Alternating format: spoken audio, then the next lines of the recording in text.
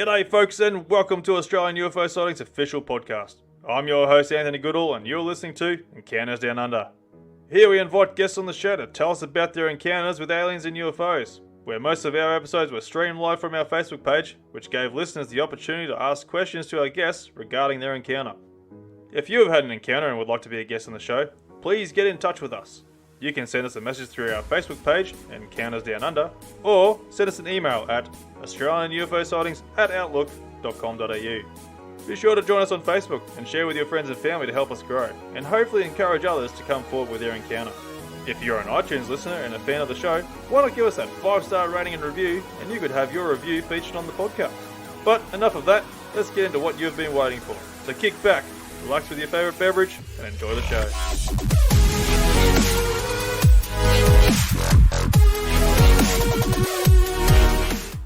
G'day folks and welcome back to a new segment Encountering the Coded Realms, where Triffon and Grub join me as we dive back down this deep rabbit hole that is the unknown. Don't forget to subscribe to our Encounters Down Under YouTube channel, where you can see the segment and the images that get provided during the live stream. I think they can see us now. I hope it's all working. Broadcast is live. We are live. Oh yes, we are live. We're Let's live. bloody hope so. Jeez, what a bit of a carry on that was. I don't know, I'm sending you guys links here and the links aren't going through and it's like, what's going on here? Jeez.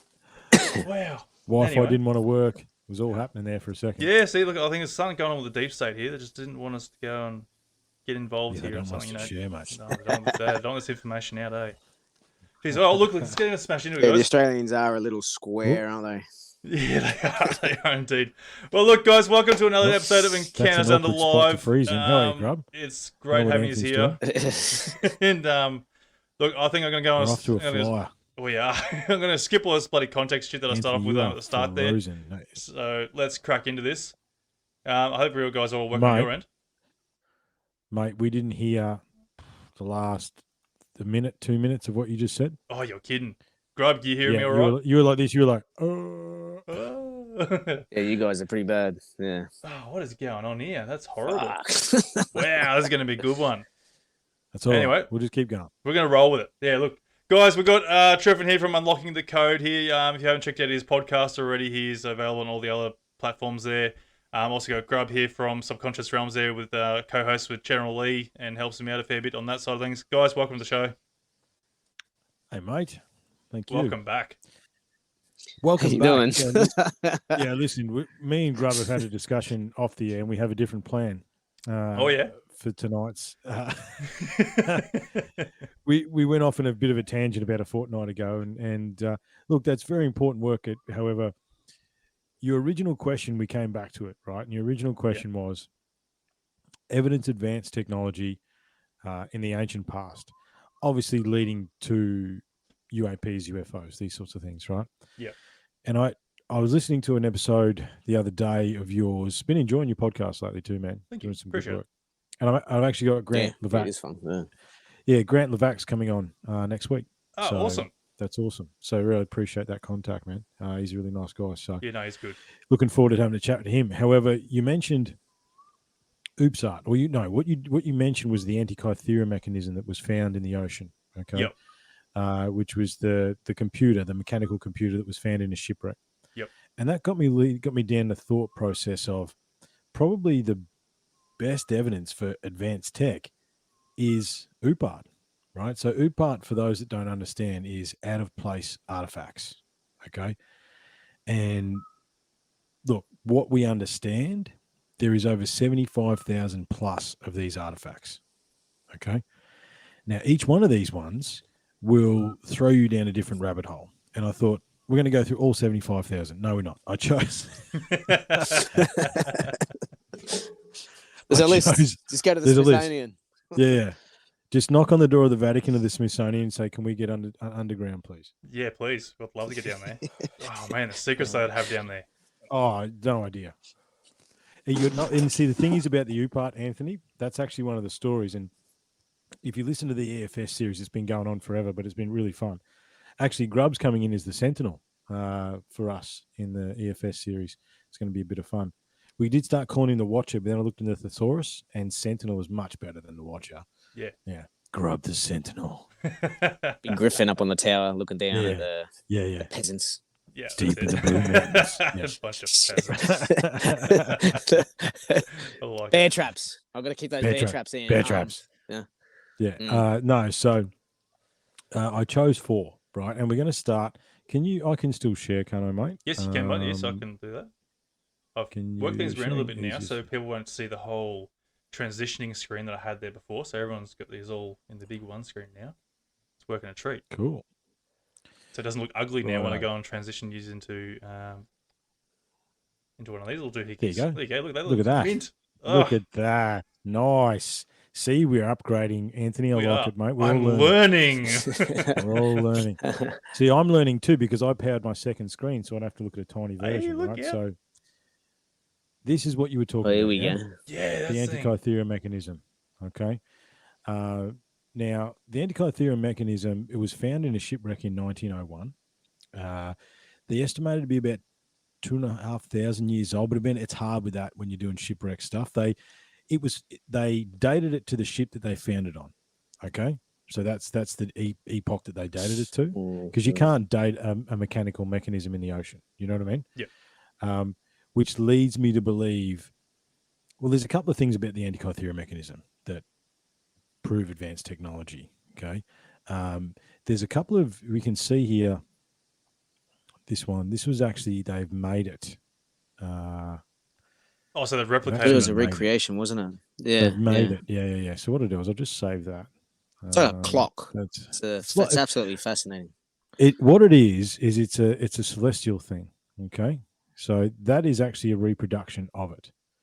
Right. So what they've been able to do is laser scan it and basically reproduce it.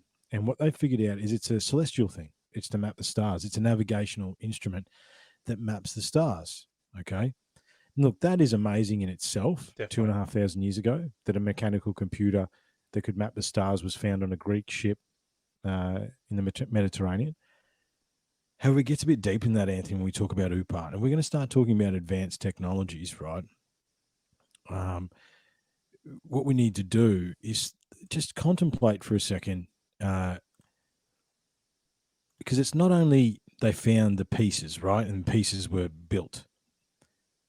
As you boys would know, you must have the technology to make the accurate pieces before you can make the pieces, right? And the piece of equipment that makes the equipment needs to be more accurate than the equipment that it's making, yeah? Yep.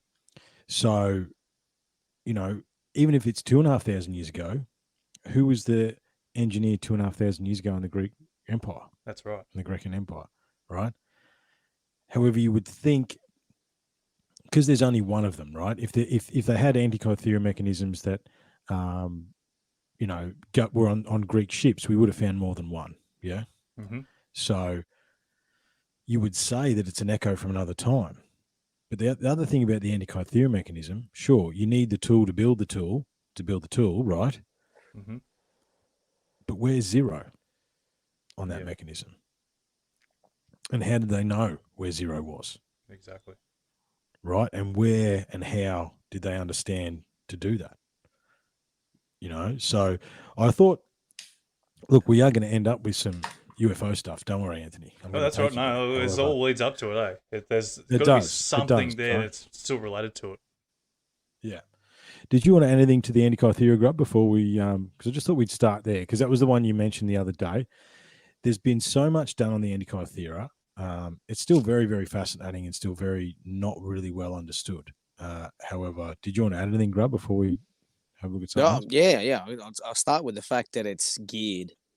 Mm-hmm. So each gear to their diameter to how many teeth are on there dictate the ratio, how it moves. So yeah, that's right. The mathematical ratios are understood when they built the machine, but like you said before, the engineers and the tools that was used to perfection to create this also incorporates some crazy geometrical maths.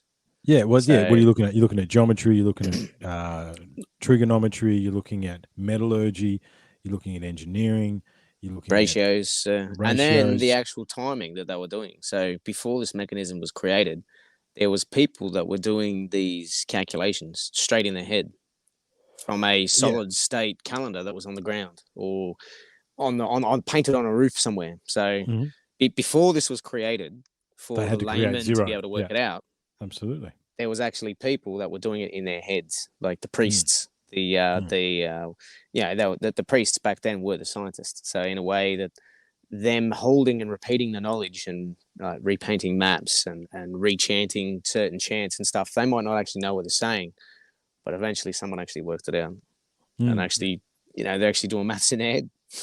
And I think if we come to mechanical objects as well, I was just had a bit of a thought there.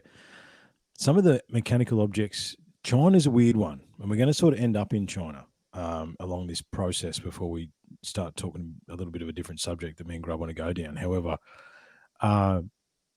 there's a lot of these mechanical objects and animals and things that they've found in China, which are incredibly advanced and incredibly interesting. But again, what stage is your society at, Anthony, to get to where you build one of these, right? How far have you come along to be able to, as Grub said, use geometry, use math, use trigonometry, use astronomy, use the measuring the equinox, the sun, the moon, and that is what is all inside that little device. So whether or not, it's almost unequivocal proof that this is sorry, just to jump in. You're right, mate.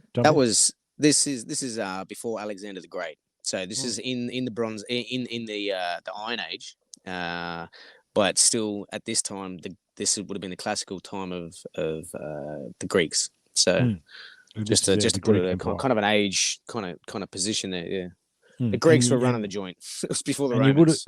And you would have thought that we would have found more than one. Yeah, that's right. Right, if they were commonplace. 100%. Yeah. Now, speaking about empires and timing, and the next thing I thought I'd show you, mate. The common one that everybody knows is this. It's the Piri-Reis map. Okay. Now, the Piri-Reis map has actually got cryptids in here. There's cryptids and different types of animals in here. But this is also Antarctica free of ice, mate. Oh, true. Yeah, okay. Can we zoom in on that a little? Mapped. Yeah, I've got.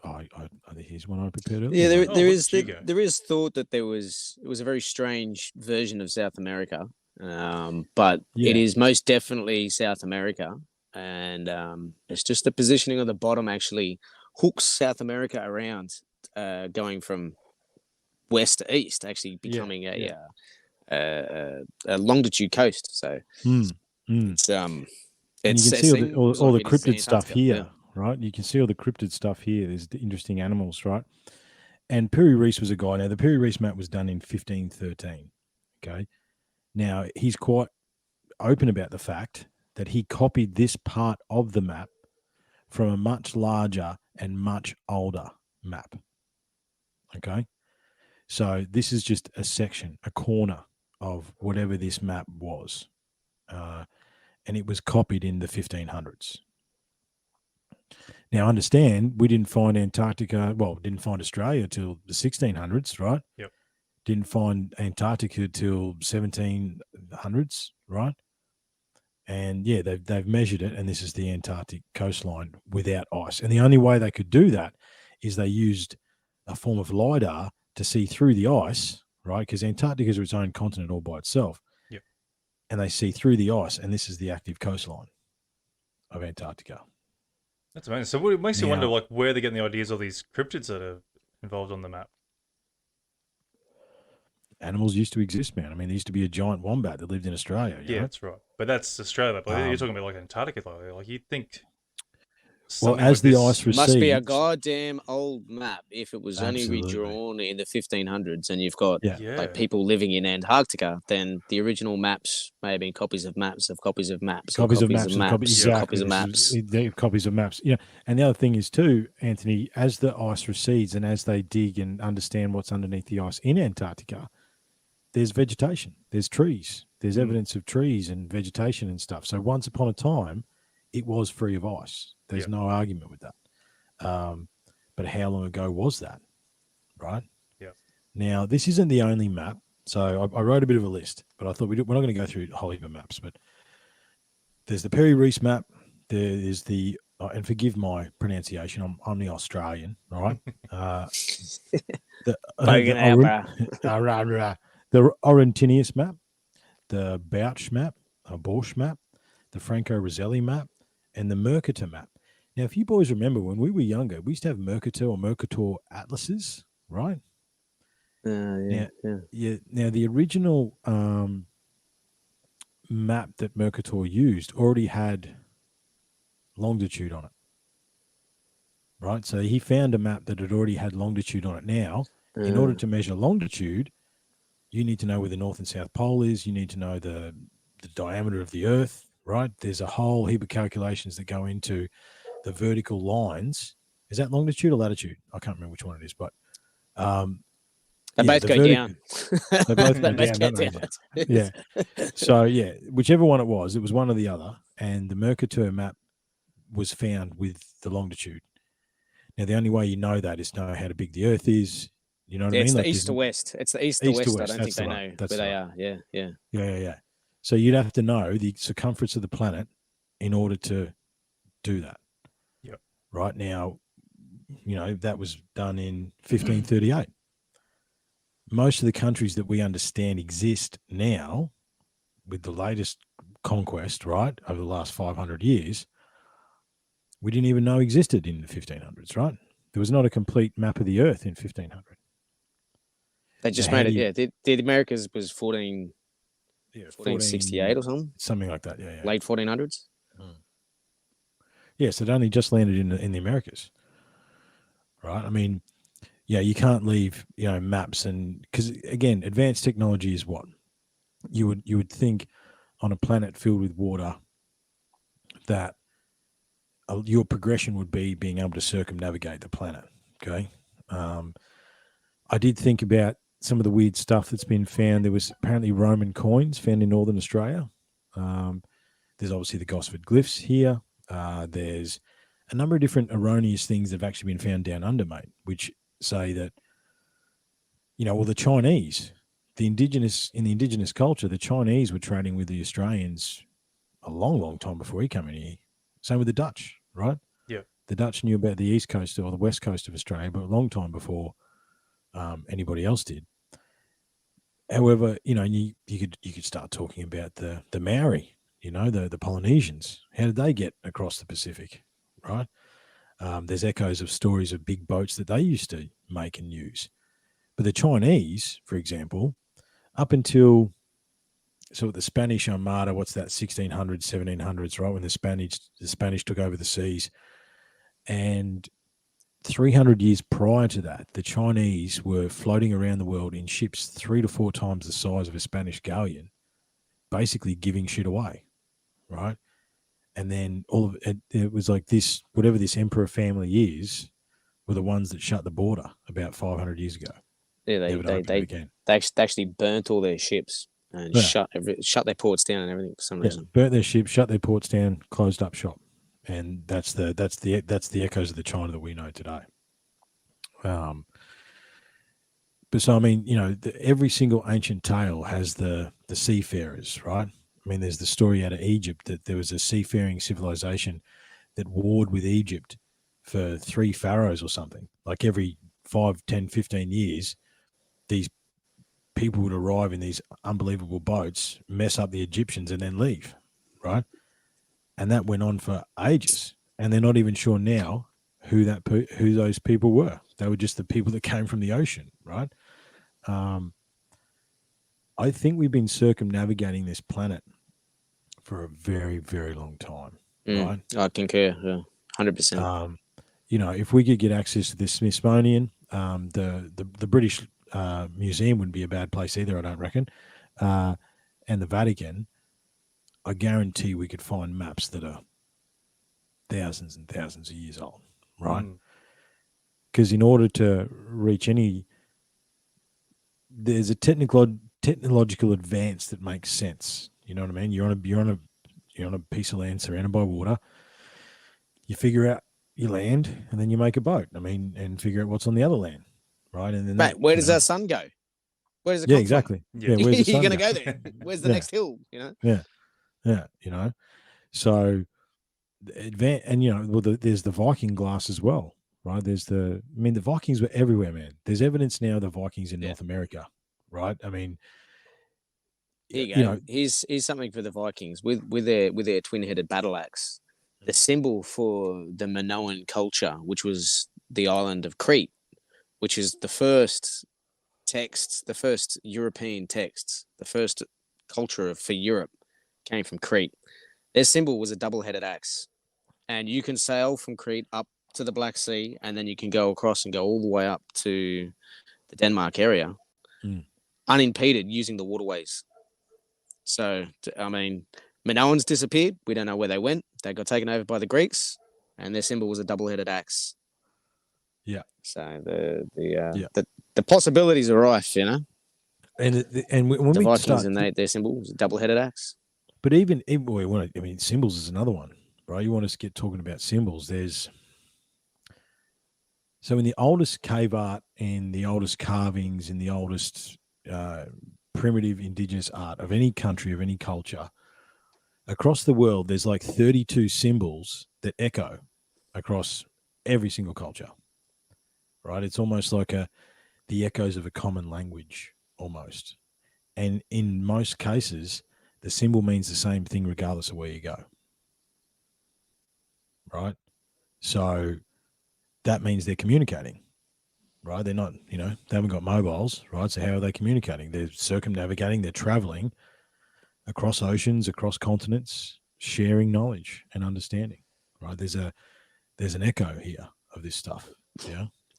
But yeah, the map stuff's very interesting because, and again, you got to look past the fact it's a pretty picture. So Yeah, it's a beautiful picture. Exactly, but you got to move past that. So you needed a ship that could circumnavigate the oceans, and even someone with a rudimentary understanding of oceans means you need a decent ship, right? You can't just get a 6 foot. If you look at the old maps compared to this map, there's you're looking at professionalism in this map. This map people could have like valued and used back then. Yeah. Like it is detrimental to know your shit when you're going out on the seas, middle of nowhere, on That's a right. bit of stick, a bit of wood, a bit of wood. And so again, to get to the level where you've got to build a ship that's good enough to do the circumnavigation. How many ships did you build before that? You didn't just all of a sudden build a wicked ship, right?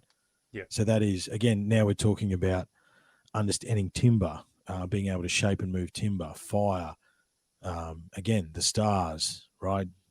Engineering, mathematics, trigonometry, all of these things must be understood at some level before you even get anywhere near doing this stuff. Yeah, hundreds of years of trial and error. Yeah, absolutely. From an idea of a single port of a like a what do you call it, a staging point, is thought to actually be in the Americas, in Central America. Mm-hmm. They found in Rio de Janeiro and a few other I can't remember the other islands around the area, but they found these golden cards, and it's like a gold card that they used to have on a string with different knots. And what they would do was hold the string in their mouth and keep the knot on their teeth and hold the square out on the horizon. And as long as you kept the polar star at the corner of that card, your destination on the port to the east to west would be reached. You'd be at the right latitude to be able to hit the right longitude. And so if you change the knot and held a different knot in your mouth and held the card up to make sure that you would end up in a different latitude. Yeah. So this has been drawn on Aztec drawings. It looks like people used to say that's not what it is. It's actually this other thing. But the whole idea of this the string connected and holding it in their mouth, they always thought it was a weapon or a flame coming out of their mouth. It's actually a navigational aid. That's exactly right. Yeah. That's incredible. Yeah. And again, how do you get to that point? Where's your level of understanding to get to that point? Yeah, exactly. Right. We don't even think about it using it like that. You know what I mean? Especially in Australia, where there is no polar star. You know, there's no fixed point. We can actually use a card like that to actually make that work.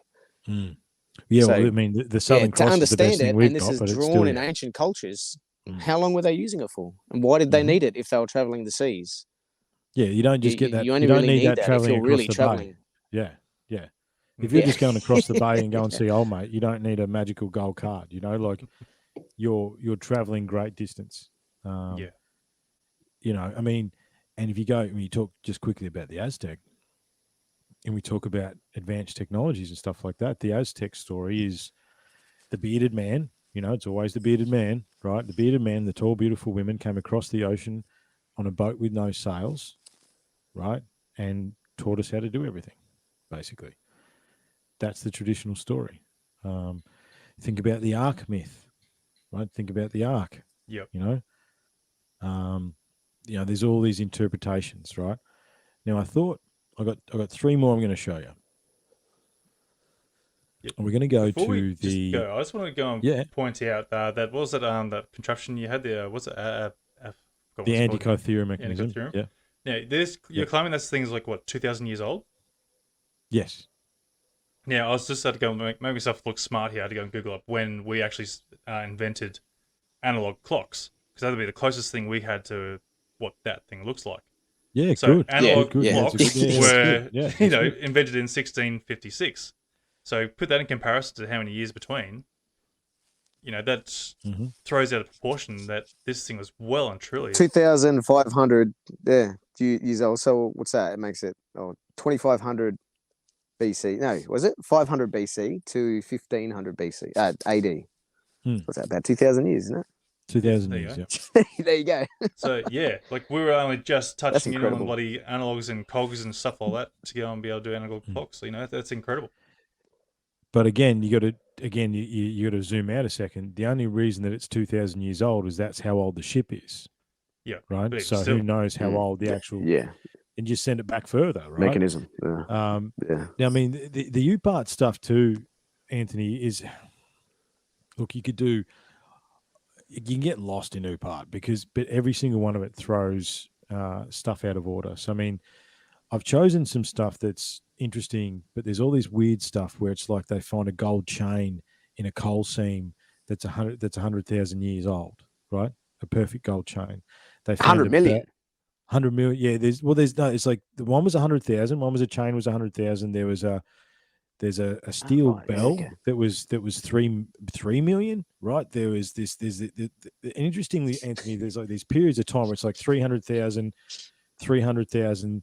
3 million. If you look at this U-part, that number repeats itself through the. But again, that gets to dating, and we're not going to start talking about dating because we'll never. But that's carbon dating as we understand it, right? Yep. What does a cataclysm do to carbon dating? Maybe that's a conversation for another time. Yeah. However, I thought I would take you to. The next one we go to is the ecostones, because these ones aren't really well known because the ecostones have been written off as a hoax, right? And there's a bit of a story here. So that is. So can you share that for me, please, sir? It's going on there now. Tango. I'm going to zoom that up so I can get now the reason. Here. And we're a bit too close in, but no, we're good, man. It looks good. No, it looks good. I'll just go through the stream. Are these stones? These type of stones have been found in the Americas from American Indians. So they are and Australian Chiringa stones. So there is a reference for these things in the past. This style of stone and how these stones are done, you are totally right, Grub. Echoes across mainly across the Americas and into Australia as well. Now you got to remember too that on the tip of South America, there's still a tribe to this day that performs corroboree, right? And they are genetically Indigenous Australians, right? And they still exist in South America today. But these ecostones were found in, I can't remember, South America somewhere, right? There's a whole big part of the podcast, Unlocking the Code. Yeah, look at the EFS series. That's your dinosaur episode, isn't it? Dragons. This one, well, no, dinosaurs and dragons is different. Dinosaurs is, but look at this. Here's a Triceratops, okay? Here's it looks like a Brontosaurus of some kind, right? There's all these. Yeah, animals. I think one of them they say was a snapper turtle, but there's a snapper turtle. The American Indians go, nah, no, you're insulting us. You said that. Yeah. But there's also like this one here is like a star thing. I mean, that looks like the double helix, right? There's thousands upon thousands of these stones right now. If you look up the story of the Ika stones and you skim the internet, you will basically find a story about some dodgy farmer who did the stones himself and then sold them and was basically done for fraud and held by the Mexican government, right? Yep. You dig further into that, this farmer was illiterate. There's something like 110,000 of these stones. And me and Angus worked it out on the podcast. It was like he would have to do like 10 stones a day from when he was 6, right? Yeah. But he couldn't read or write, right? You know what I mean? He couldn't read or write. He had no idea, right? And then he just drew pictures of a Triceratops dinosaur and a Brontosaurus, right, out of his imagination. You know what I mean? Like, I mean, if you didn't know what it was, he would never have seen a book to see a dinosaur to be able to carve the fucking dinosaur. Yeah, look, there's exactly. Well, that's what we said the other night. It's like, draw me a dinosaur. If you didn't know what a dinosaur looked like, draw me a dinosaur. If you didn't know what a dragon looked like, draw me a dragon. You'd have no idea. You'd have no idea, right? And but not easy are these stones, so they have pictures that we can easily decipher exactly what they are, right? They're also very accurate, and there's thousands and thousands of these things. Now, unfortunately, like any good idea, they do get, or they have been copied and then sold on the black market, right? Mm-hmm. But there's a guy, Dr. Cabrera, I think his name is. He basically, after many years of talking to the farmer, right, because the farmer would never deviate from his story, okay, never deviate that he did them. Look, I think from all reports, the Mexican prison system is probably not a real good one. Like, I'm pretty sure they had his way. You know what I mean? Like, but he never diverted. But after this doctor gained his trust, he took him to the place, and there was like thousands of these stones just at inside this cave. What, still there? Still there. Yeah, right. Right. He excavated them, right, at the time. And of course, this Dr. Cabrera won't say where it is, but it was found in a valley. Okay. Now, there's literally thousands and thousands of these things. Number one, how long does it take to do that, right? And number two, I mean, just let's take, you like the dinosaur, right? So let's, look at that. Look at that. Look at the detail on that, okay? So, number one, how long does it take to do that? Number two, how do you know that that's what it looks like? And number three, what tool are you using in that rock for it not to crack accuracy, or chip or, right? I mean, the only thing that we could use these days that's an echo is a Dremel, right? Yeah. See, if there's some with a patina, patina where you leave a rock in the river, and it eventually all turns the one color, and you see the carved lines look very, very white. So maybe a few hundred years if there's no friction on it at all. It takes forever for a stone to gain a patina. Yeah, but these stones, they had some sort of tool to do it, right? I mean, these stones are smooth by all accounts, very smooth, apart from the carvings. I mean, what tool are you using to do that? As I say, the only thing that I can think of is a Dremel, a fine Dremel. But even then, that's vibration, right? You choose the wrong stone, and it's just going to crack. Like, it's the Ika stones is one of those things that, and there's your classic masculine, feminine picture, but again, a different type of stone. Where's he gone? Oh, Grub's gone. He'll be back. Bye, Grub. But yeah, that's like your classic masculine, feminine, and that gives an idea of the size of these stones too, Anthony. Look at that. Yeah. Oh, yeah. Oh, they're massive, aren't they? Yeah, they're not small, man. Some of these ones are massive, right? Welcome back. You're back, mate. Welcome back to Encounters Down Under with Anthony and Triffon. Yeah, there's that one. I thought I'd bring that one up, Grub, because you can see the size of some of these stones. Like, some of these stones aren't small, right? It looks like the squatting man. Yeah, it's the masculine and the feminine, isn't it? Right? Do feminine on the left, masculine on the right. Yeah, Sun, the moon. Yeah. Yep. So that's the triptych all over. 5 fingers, 5 toes. Yeah. Yeah. There's the dragon. I mean, again, that's you boys look at that and go, "That's a dragon, right?" Mm-hmm. So draw me a dragon if you don't know what a dragon looks like. Yeah, I have no idea. So then that's an echo as to, did dinosaurs still exist, right? Potentially. There's more evidence for that, Anthony, than you would think. And that one's been put on the back burner to have a bit of a discussion about it at a later time, right? Yeah, there's another one. Look at the size of this one. right? So again, these It things does aren't have that stored. Inca style. It has that bird looking thing there with the neck. It's Yeah, very yeah, Inca. yeah. The double eye thing. There is, yeah, absolutely. So, yeah. Again, but that bird with the eye and that sort of stuff, that's another one of those pictures and symbology that echoes across multiple cultures as well. The You know what I mean? circumpunct is there. Yeah, the eye is the circumpunct. Mm, mm. The center of the earth. What do they call it? But yeah, this is one of the ones I wanted to show you. This one here in the middle, you can't really see it. Hang on, let me see if I can fix this up. Just bear with me, ladies and gentlemen. Okay. This one, and I'll have to find, this is a map. This is a map of the ocean, and they've actually deciphered it that the coastline isn't that far off. This is a map, I think, of South America and something like that. I can't remember. But yeah, I know this one is a map, right? And they've actually matched it to something else, and that's a miniature map. It looks like South America, North America, Africa, and there you go. This is the few Asia of was close. This is a few of the interesting ones, right? Look at this one. This one's performing surgery. Okay, see that? They're using something inside. It looks like it's performing surgery, and that is a man riding a dragon or a pterodactyl. Or a pterodactyl or something. There you go. Right. Now I've seen the surgery. The skull's been found where they've done the trepani on the skull. Yeah. They've actually put gold implants over the top. Yeah, gold implants over the top. There's stuff out of South America where they found bones that have been set and wrapped with. Oh, g'day, Sue. How you going? Sue's joined us. There's ones where they're trepanning. There's sets, bones, and stuff. So again, it's not UFOs, Anthony, but what are you doing, or where are you getting to this thing? You know. Well, that's the biggest question, doesn't it? Like, where is this evolved into? Like, you know, obviously these things are depicted in ancient civilizations where dinosaurs are existing, but it's like, where does it come to the accounts of ETs being into ancient cultures as well? Were they non-existent, or were they? No, I think they definitely were existent. No, I think maybe they took the original artist back in time. Yeah. Wow, gee.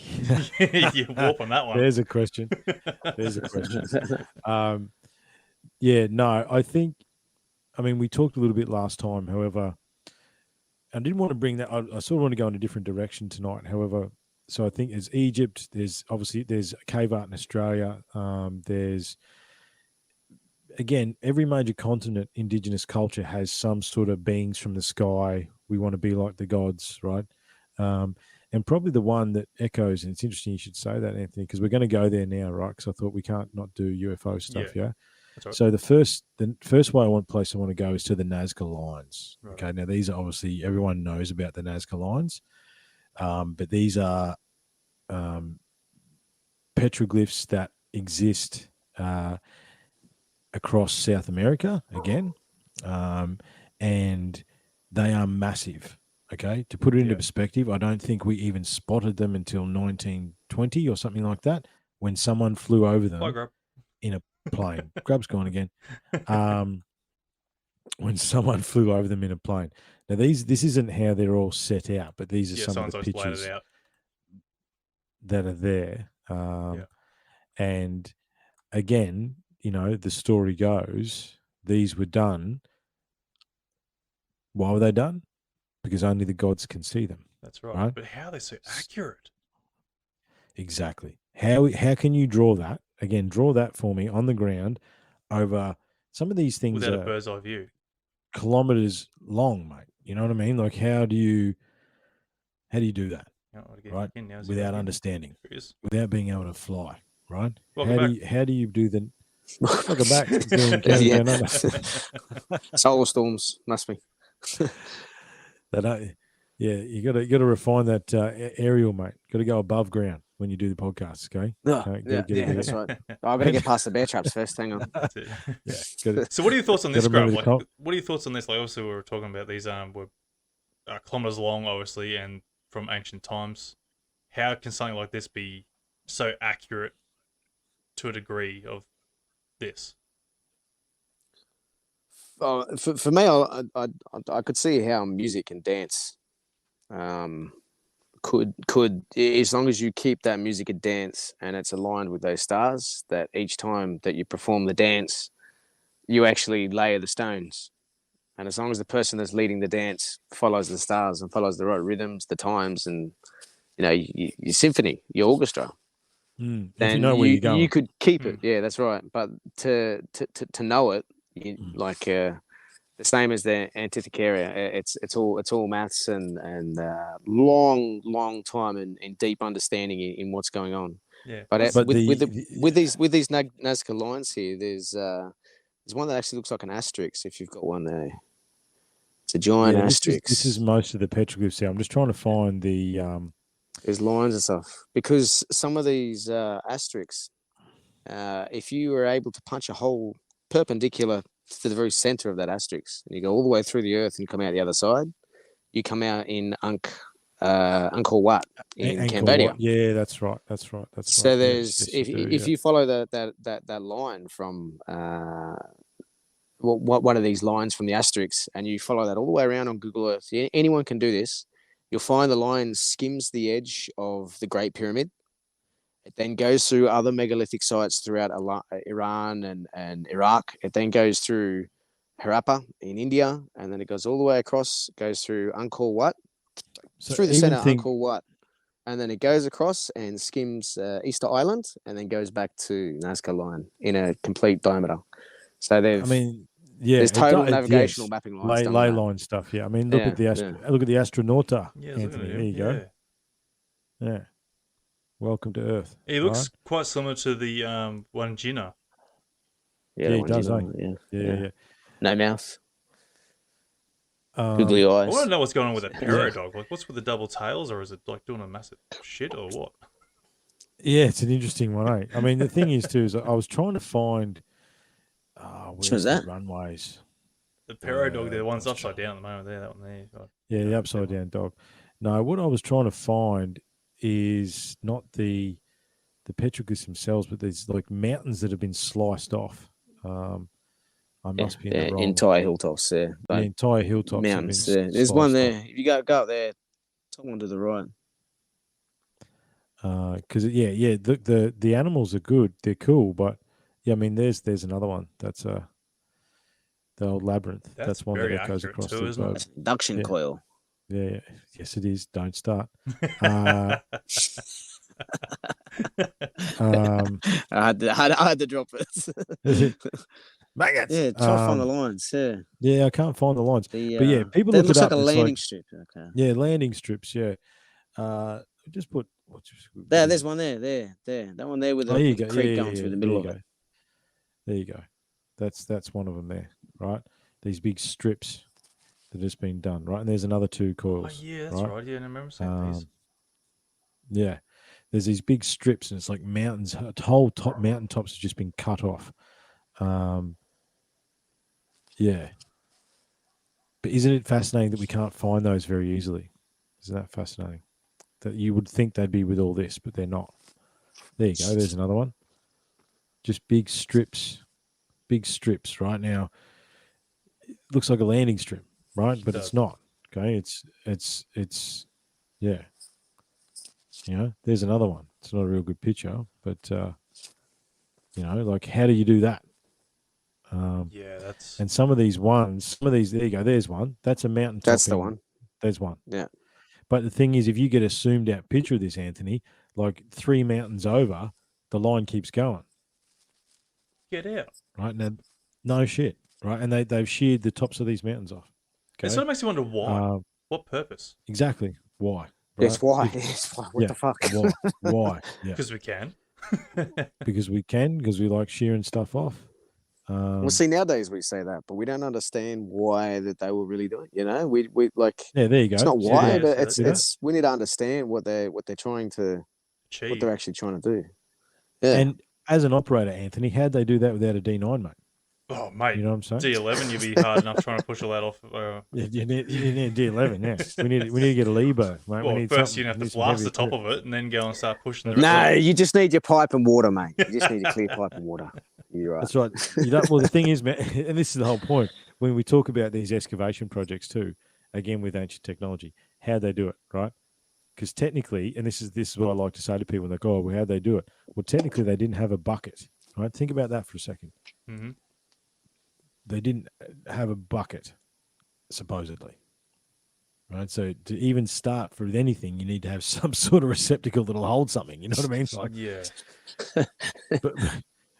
but if to get to there, you've got to be able to design something that'll hold something, right? So there's a level of, we don't, buckets $2 down at Bunnings. We don't think about it. However, right. How do we get to a bucket, right? I mean, it's interesting, right? Thousands and thousands of baskets. Thousands and thousands of baskets, right? Yeah. Stitched and stitched and stitched and stitched and stitched until we found out we could seal something, right? I'd also like to just point out on that mountaintop there, like, where are they putting all the rock? Because all that seems to be like natural formation there. Whereas if they were pushing the rocks to the side, it would be turning into like a sediment and go down into the bottom of the creeks. So where is it all gone? Yeah. Look, there is a theory in South America that in very ancient times, and again, when we say ancient advanced civilizations, what are we even talking about, right?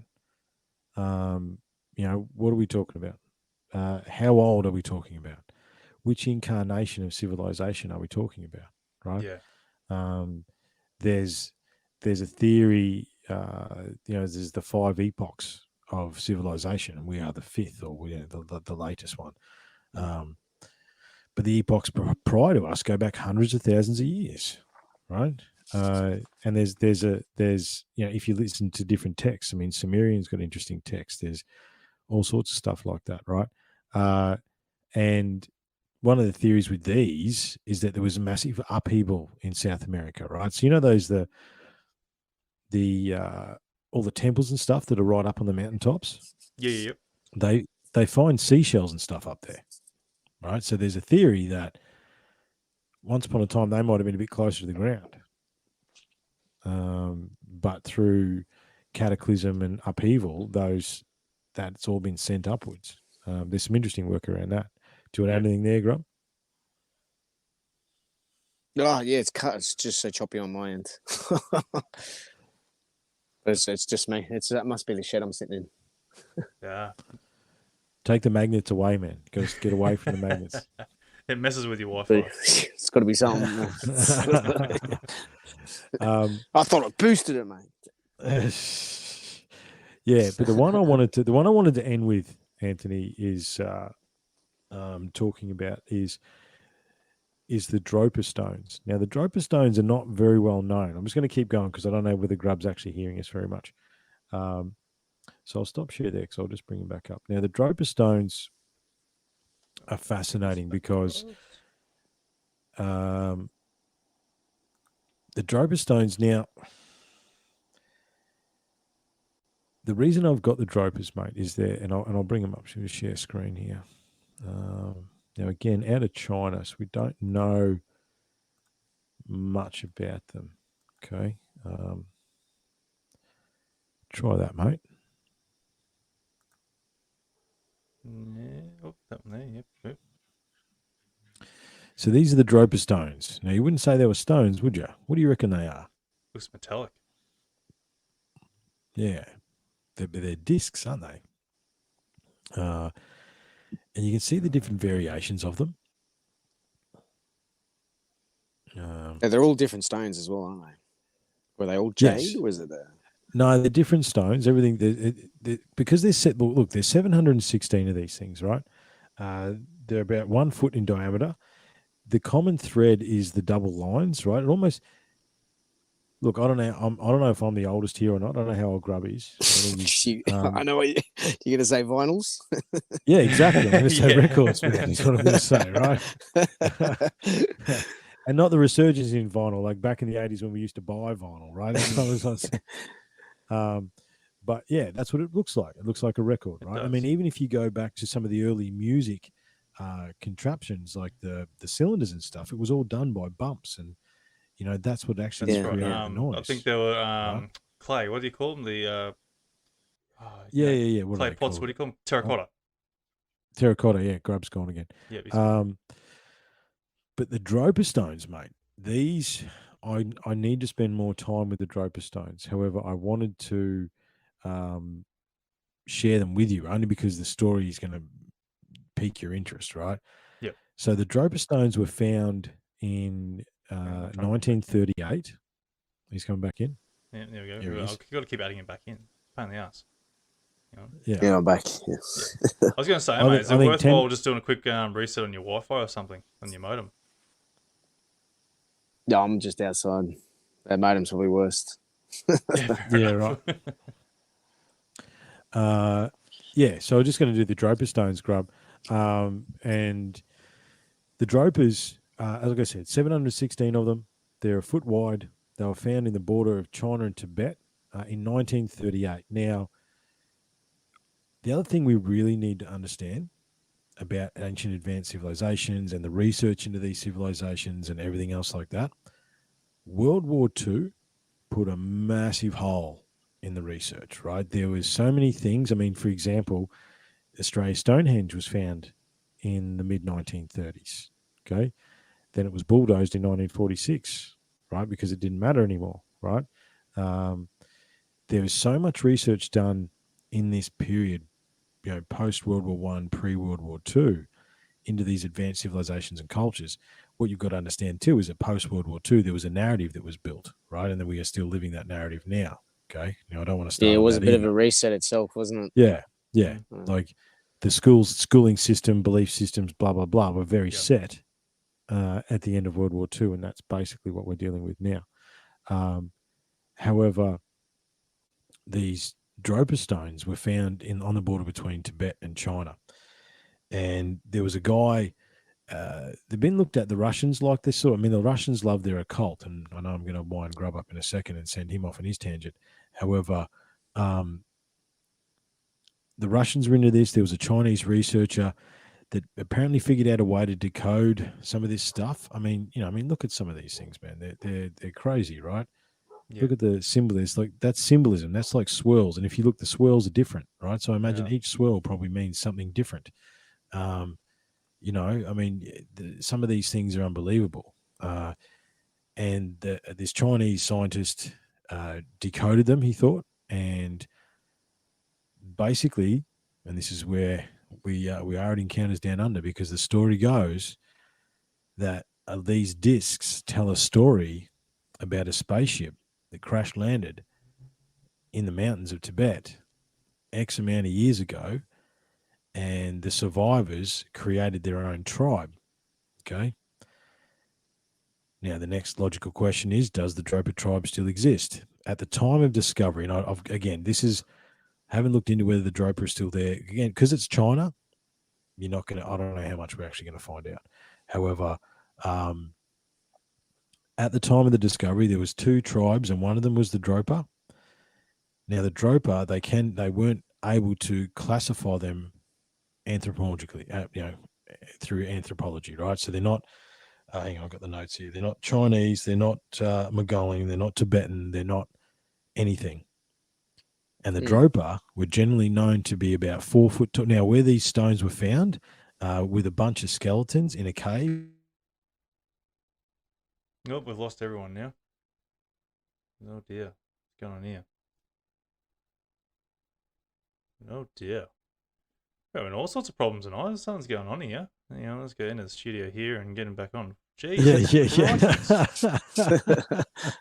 What is going on here tonight? Jesus. I'm back. However, the Dropers. Oh, Anthony's back. G'day. We missed a whole section there, so we just totally fucking hijacked you, bro. You did. Yeah. We now run Encounters Down Under. Just so you know, we just took over. Bunch of terrorists. Where did you get lost, mate? I think you were just saying you're claiming they weren't Chinese. There weren't any relation to any sort of known civilization. Yeah, you missed the best part. Oh, damn it. And I'm not going to coincidence. Yeah. The key part of the knowledge. I told you, deep state, mate. They're in here. I know. So, yeah, these stones were found next to skeletons, right? These skeletons were 4 foot tall, had deformed skulls, read elongated, right? Large eye sockets, okay? and they only grew between 3.5 and 4.5 feet. Now, the tribe at the time of the discovery of the Dropa stone still existed, and they were known to be short with weird heads and big eyes. So that's sort of like leading back to your classical grey, the shorter versions of them. Yeah, well, these things were hairless, short with big eyes. So yeah, and these stones tell a story of a crashed UFO. Interesting. So I'm going to raise a question here then. So if these were from a crashed ship, why did they like go and create like a civilization and not go back to their own sort of people? Well, I think the Dropa stand apart from that. I think the Dropa crash landed. I mean, the thing is, mate, imagine for a second that you got a ship, I don't know, 100 beings on board, right? You crash land into the mountains of Tibet, right? I mean, that's some of the harshest country and nastiest mountain ranges in the world. Suck, man. It would suck so hard, especially if you didn't know what you were doing, right? So I think the Dropa sit apart from that, where they didn't create a civilization. They were just a tribe that existed, right? They'd just been scratching since they crash landed, and somehow continued to survive. Yeah, I mean, there's all sorts of stuff with the Dropa stones that I want to do more on Dropa stones. Yeah, it's definitely interesting. Because especially what is the purpose of these Dropa stones to begin with? Yeah. That's I think they're telling a story. I think it's like anything else. It's a history. But again, these are all strange circular. way of writing, though, as well. Yeah, it is. It is. It's completely foreign, right? So, I mean, but again, what are you talking about? You're talking about, knowledge how to, you couldn't just carve all that stuff in any old stone. You would have to have some understanding of geology, of, hardness of stone. And then again, what tool are you using to do that? Exactly. And have such an accurate outlining of a disc. Yeah. Yeah. Exactly. And what tool are you doing? Yeah. What tool are you using to make that? Who's feeding you while you're doing that too? Yeah. Who's feeding you while you're doing that? What's it allowing you to do that? And again, like we talk about tools, who made the tool that made the tool that made the tool to make the tool? You know what I mean? Like you don't just end up with a perfect thing that cuts stone like butter, right? However, it turns out that if you listen to the mainstream arguments, it was just copper and round balls and good hard work, right? Egomaniacs that want a big giant triangles in the desert. That's right. Yeah. I'm that fucking good that I want to build a massive pyramid. No, sorry. But yeah, look, I thought that's just the end of what I've got for tonight, mate, for that. Because to me, and again, like 75,000 different pieces of Upart exist, okay, across every single continent. And that Upart is the out of place artifacts. So that means like I said, they find a gold chain in a 100,000-year-old bed of coal, a 3 million-year-old bed of coal. I think they found like a blacksmith tool in a coal seam that was 3 million years. I think that's the one you're thinking about, Grub. There was one. There was a footprint. The human footprint. Yeah. But it had shoelaces and shoes. It had a stitching around the outside of the sole. Yeah, it was a shoe. Yeah. But the person had also actually stepped on a trilobite. Yeah, stepped on a trilobite. Is that little shell that you find, the little fossil? Yeah. So they'd actually stepped on 2 trilobites and scraped them off and kept going, Yeah. So the trilobites were existing when that guy was walking around. I mean, you want to go footprints. There's one in Turkey that supposedly dates back to 5 million years. That is a upward walking, like a footprint. There's another one. Volcano Man, wasn't there? There was one where the man walked up a volcano and then it blew up and there was only the tracks walking down the other side. So it looked like the man actually came out of the volcano. Wow. And then there's one that's 5 million. The problem is with this, Anthony, I think the dating techniques and I think the way things are dated are completely wrong, to be honest. So, but if we take, there's these epochs that echo through the Upart. But again, this is you haven't even begun to barely even scratch the surface, right? And that doesn't this is the weird, I'm talking weird stuff. But then there's stuff like, evidence of Vikings in Australia, which means Vikings could circumnavigate the globe. Yeah. Evidence of Romans in Australia. If you look into history books as it stands now, then that just didn't happen. Yeah, that's right. Right? It didn't exist, right? So, but it did, like the maps and the advanced technology. And it just did. It just did. Like, we know it now. Yeah. The game is up, kind of thing. It's not a question whether it did exist or it didn't exist. It did.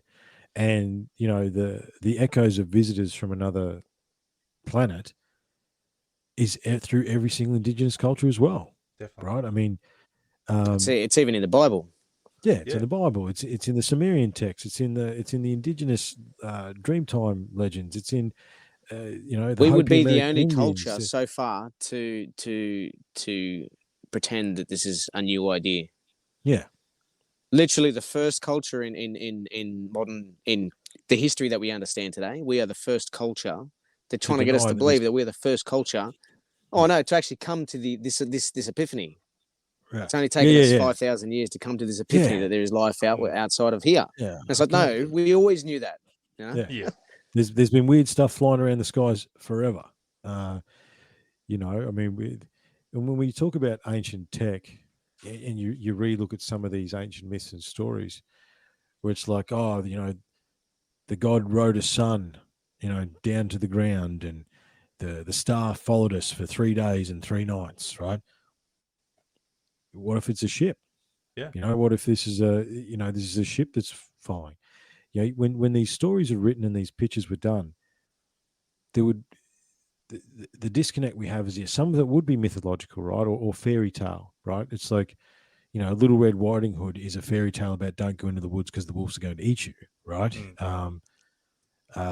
And that's how we communicated that story.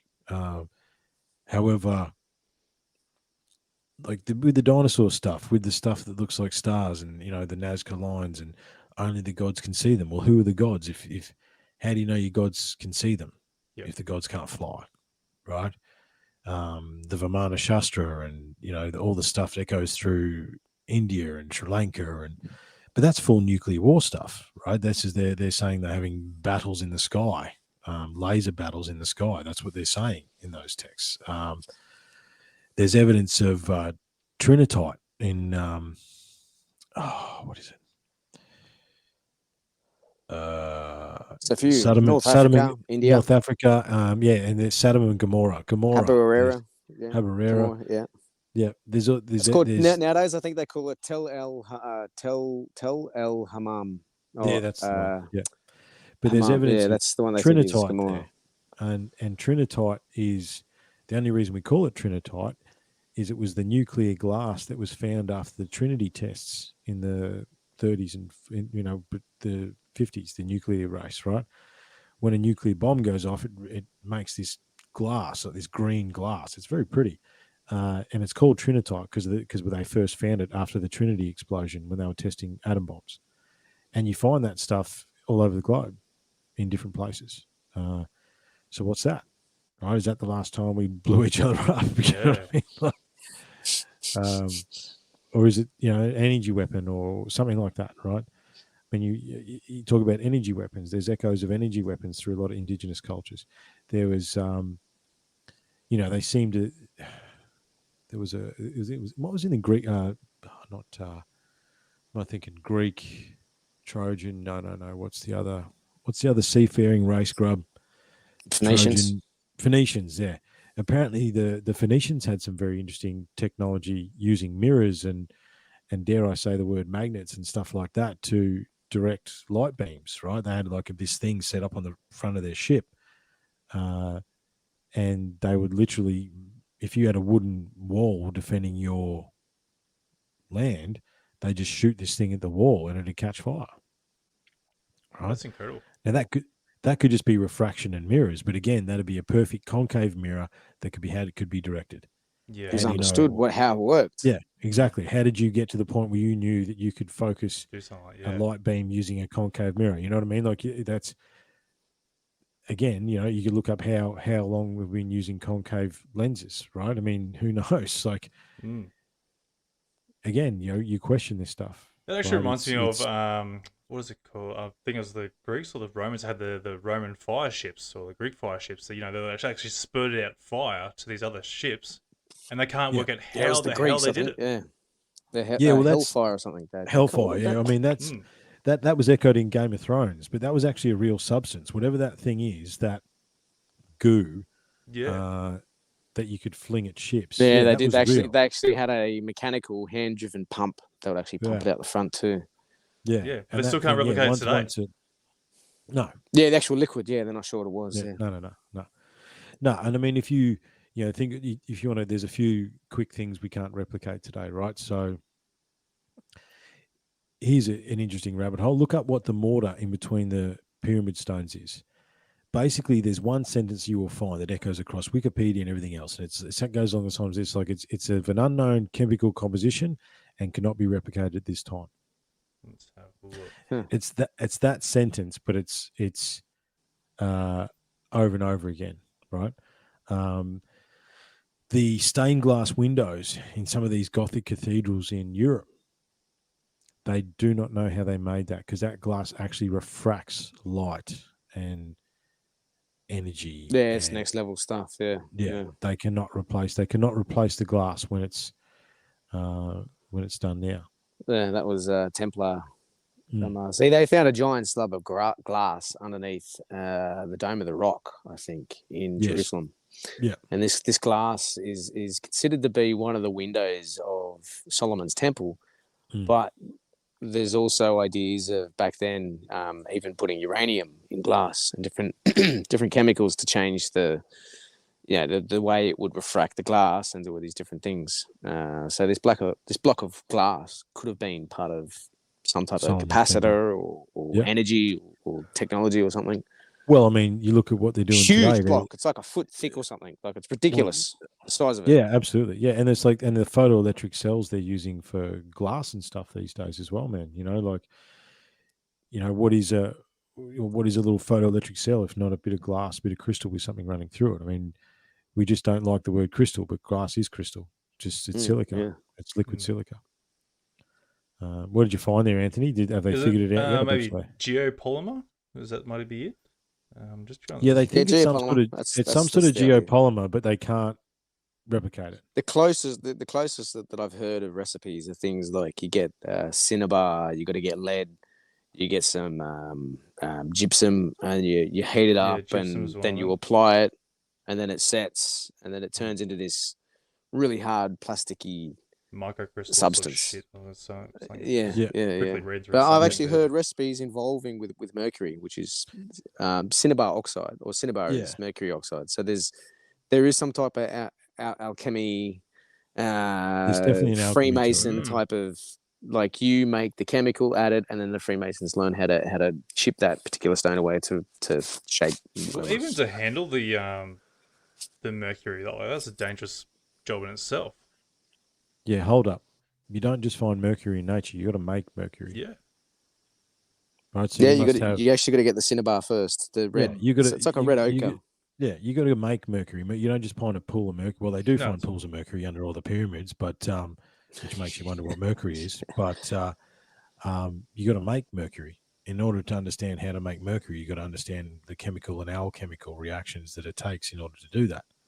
And that is just one ingredient in a geopolymer that they can't reproduce today, right? Even the concrete, like the Roman concrete and the Roman roads and stuff like that, they think it's they think the key property there is some sort of volcanic ash. They used to put volcanic ash in their concrete, whereas we put limestone or something like that. I can't remember. So the different ash, it's different ashes. The volcanic ash, or a certain volcanic ash that the Romans used to use or get, made the concrete unbelievably strong, which is why we still see the Colosseum still half up and all that sort of stuff, right? I mean, that's the only reason that stuff still exists. It's interesting. So we don't even understand how advanced the ancient Romans were, really. And they didn't start building their stuff until they took over Egypt and Jerusalem. And then all of a sudden, they're building Colosseums, they're building all this other stuff, So a little bit like 1956, wasn't it? Yeah. Roswell, and the technology dropped. 47. 47, Yeah, yeah, 47, and then it went 47. up. Sorry, yeah, 47, 56. But I mean, again, the Trojan, they reckon they found the walled city of Troy, but the walled city of Troy was a megalithic city. The wall was megalithic. The wall. temples, Yeah. The whole story was about the wall. Yeah, the whole story was about a massive megalithic wall, right? And then the inside the city, the story goes there was temples like the world had never seen before and will never see again, and all these sorts of things, right? So the Greeks, that sounds like just sorry that just. I wonder if that was Baalbek. I think it might have been, right? So the Greeks sack Troy. Well, I think there's different satellite cities, right? But the Greeks they join together, they sack Troy, they steal the secrets out of the Trojan library, and then they take over the world, right? And then the Greeks fall. What's left of the Trojans becomes the Romans, right? They go and steal the secrets back, and then they start ruling the world, right? There is an idea that there is. Yeah, they say the Trojans when they left, they ended up being the Brits. Yeah. So a lot of Trojans did escape and then like scatter all over the world. Yeah, well, I think the Romanists and stuff like that, their lineage was supposedly Trojan. But yeah, I think same thing. And the Hittites as well went at the same time. The Hittites, yeah. But again, they had boats that could circumnavigate the globe to escape, right? Come back to advanced technology, right? So where do you go with that? Now, I know, Grub, you wanted to finish talking a little bit about, because I know, Anthony, you've spoken a lot about on the show, and obviously, talking to the general, the connecting dot between us all, the occult side of this stuff, right? And where does this stuff come from, and what are these things? And look, I firmly believe that we do have craft, or we do have this craft in the air. I mean, I said this to Loomis the other night. We had a good old fashioned rant session about the last few years, but one of the things we talked about was the fact that they confirmed that UFOs and UAPs exist and no one cares, and because I mean, at unlocking the code, we look at the question, but then we look past the question, right? So it's like, yeah, cool, UFOs exist. Yeah, I already knew that. Mm-hmm. But hang on a minute. That means that who's piloting these craft? There's 6 or 7 craft that have been identified as common.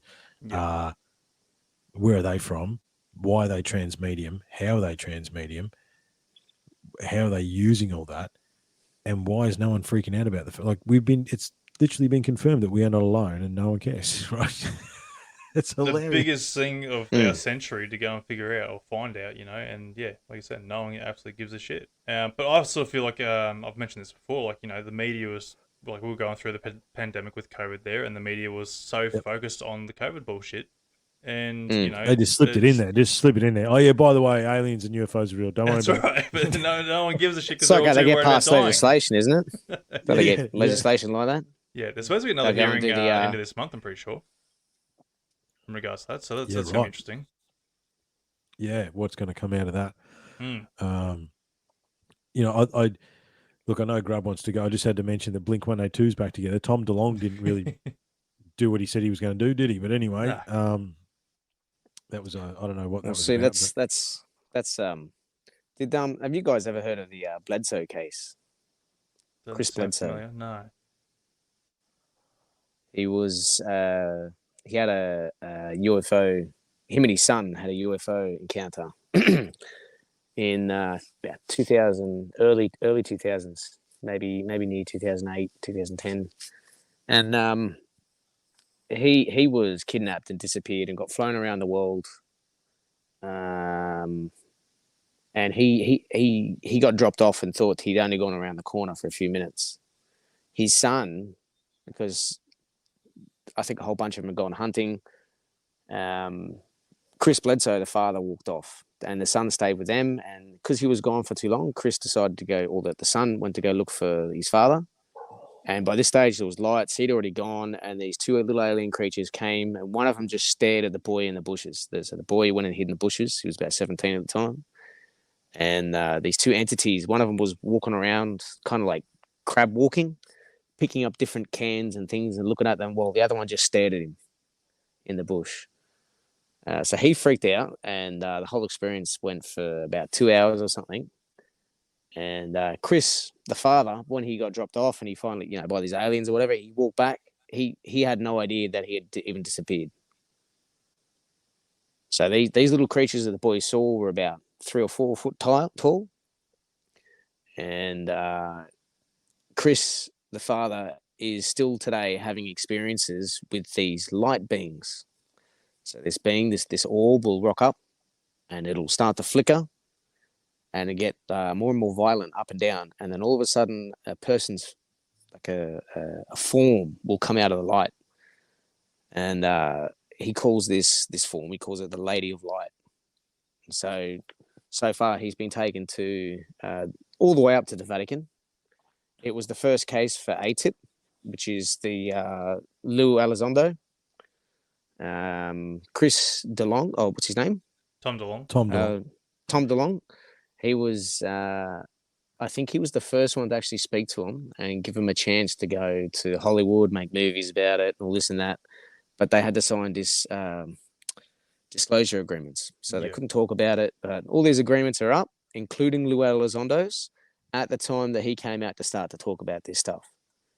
So the most substantial case is, I believe, is this particular case, because after he like they live in the Bible Belt, and so these people ended up experiencing healings. People were rocking up to his house. He had a pile of wheelchairs because all these people walked there, got healed, and then walked out. They didn't need the wheelchair anymore. About this now. Yes, this is all ringing a bell now. Yeah. And then eventually, he all the crowds left. All the priests stopped throwing holy water all over his backyard. Right? These priests would be hiding in the bushes until you go to work, and then they all run out and start throwing holy water all over his house, trying to get rid of the demons, right? Yeah. And so a lot of these MUFON and a whole bunch of them dropped him because he started going on about saying that they were angels. And then he got taken to the Vatican, and he got interviewed to find out if this is actually Mother Mary. And he said, no, this is the Queen of Heaven. He goes, what I witnessed was Hathor. She presented herself as Hathor. So I'm Queen of Heaven. This is Hathor. And a starry bull went to run him down. So all these incidences happened with him. And he's quite adamant, saying that this is who it is. And she gave him all these predictions as well. And it's a very biblical kind of orientated. But this case was actually taken taken in by everyone within government. So at the time, Obama was in. So this family has actually been to the CIA director's daughter's christening or baptism party or something, something along these lines. So they're well involved with top echelons of the government because of this situation. Obama was notified about it and actually informed about this particular case. And this is ongoing. And his son, I think it's Ryan Bledsoe, has a podcast at the moment, and he's talking all about it. And for him, he says it's all a cult.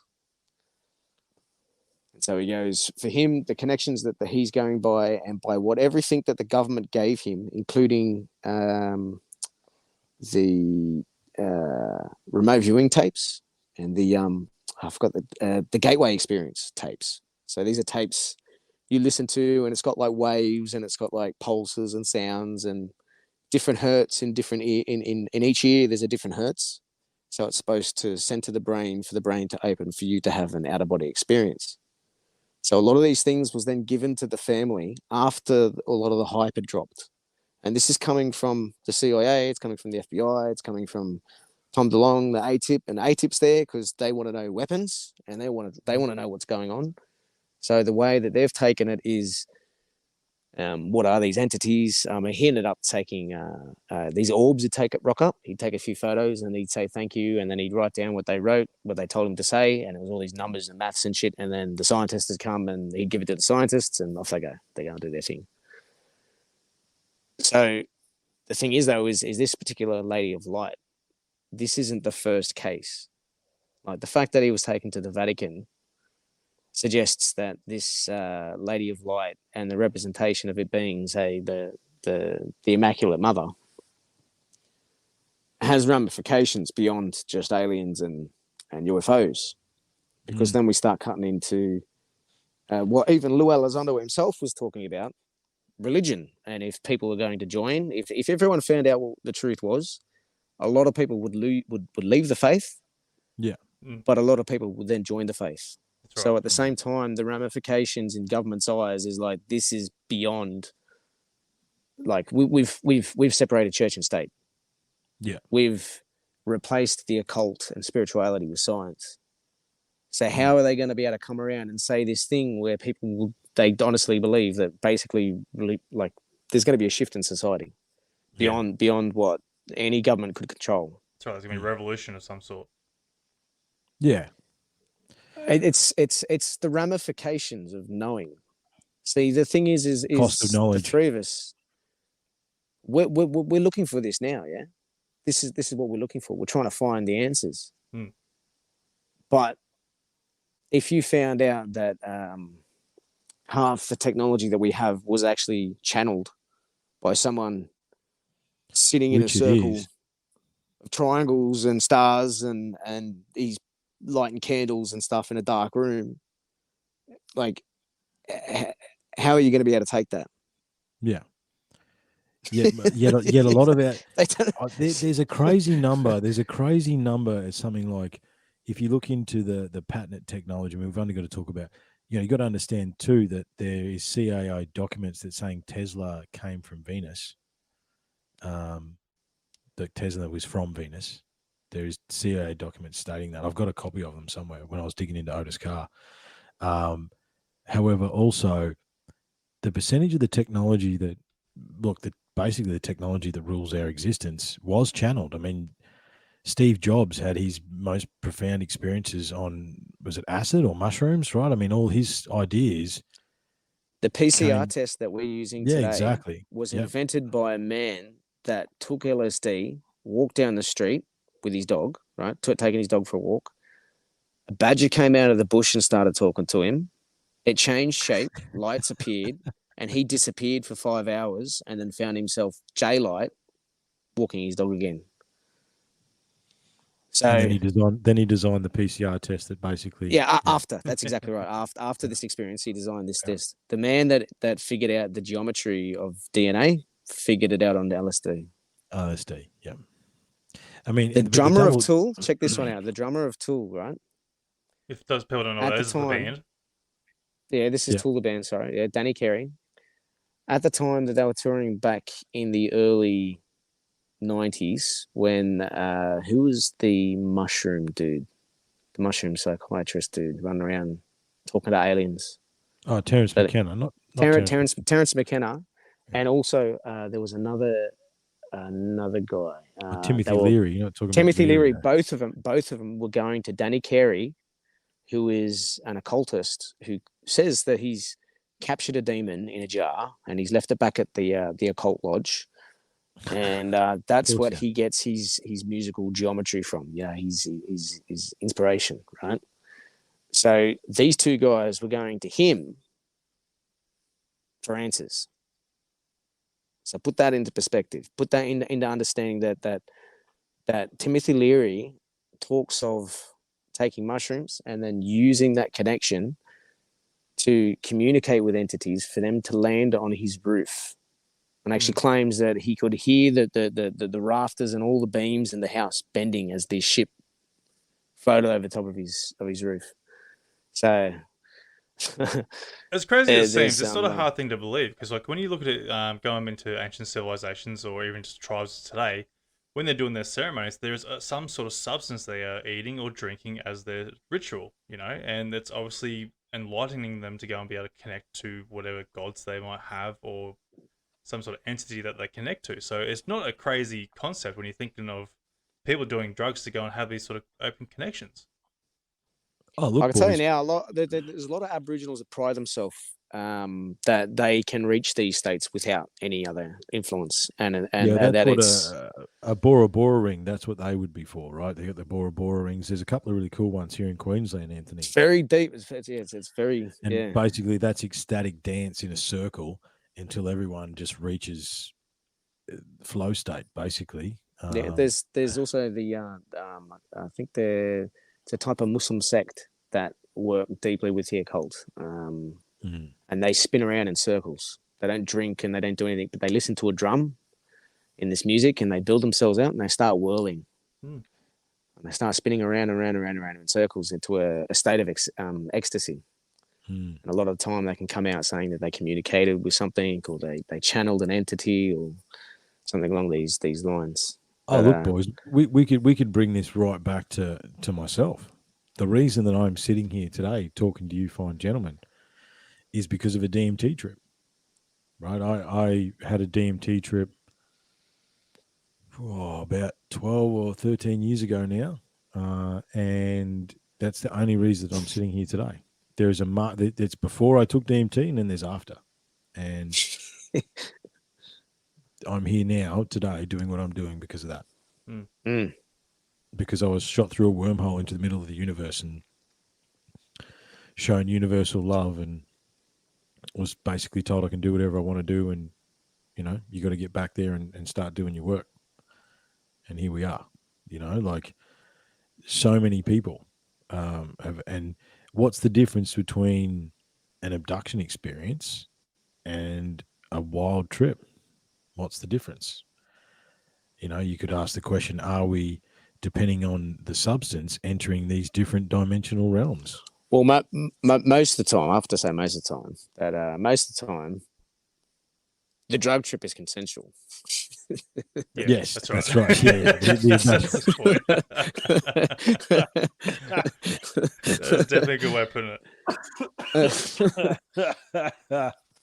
But I mean, that's the reason why we say that there is angels, but there's also demons.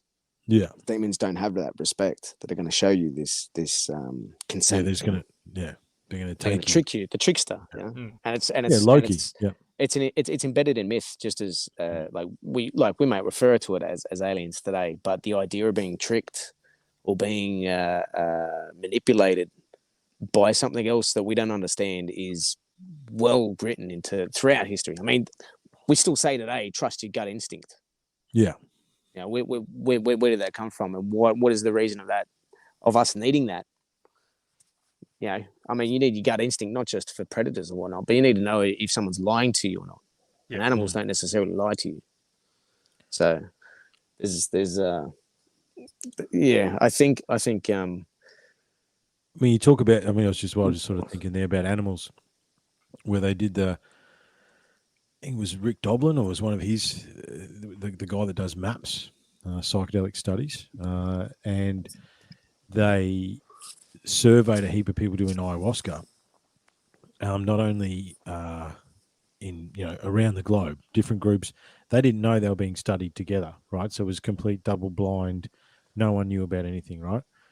And there was a vast percentage of them that reported meeting the jaguar god. And there was all these anthropological forms and places that these people went that essentially seemed it was the same place, right? So you're taking ayahuasca, doesn't matter where you are on the globe, you are sent to the jaguar god dimension for whatever reason. And you communicate with the jaguar god, or you exist in this place. And it was like 70 or 80% of people had that you could see the echoing similarities that potentially these guys had all gone to the same place. Now, where is that place, right? Where are they going? Because if that sort of takes it away from the chemical or whatever that thing is being individual, but being a purposeful thing into another window of existence, and you could get back to the UFO UAP stuff. Where are these things coming from, right? Are they interdimensional? I mean, you'd be hard pressed not to have some sort of argument about that. And I've heard you talk about that, Anthony. Yeah. Well, yeah. The whole interdimension thing too is a bit is a bit tricky. I mean, there's people, 12 dimensions, 4 dimensions, 10, 5, 11 dimensions. But there's one. There's the sun and the earth, right? And then there's life on the earth, right? There's liquid water, there's life, there's the Goldilocks zone. And that's what we use. That the top scientists today use the idea of the Goldilocks zone to try to find planets with life on it. Right? And we measure that, we find that by the distance with geometry and rhythm. So how many times the earth goes around the sun, how big is our sun compared to our earth, how does it rotate, what's the size of the earth, all these other parts of the geometry, and then the rhythms or frequencies can be replicated in a lab, right? But what's the difference between the sun and the earth and a proton with the electrons flying around it? Nothing. So, essentially, it all looks the same. Whether you macro or micro. It's universal. Yeah, it's universal. So these frequencies that create the earth and water and life and the distances and the geometries, they can be replicated. So we've got the sacred geometry, without the occult and through everything else. We've got these platonic shapes. And these platonic shapes are all, I think there's 5 of them, and they all use the same shape to replicate the entire geometry. So you've got like a dodecahedron.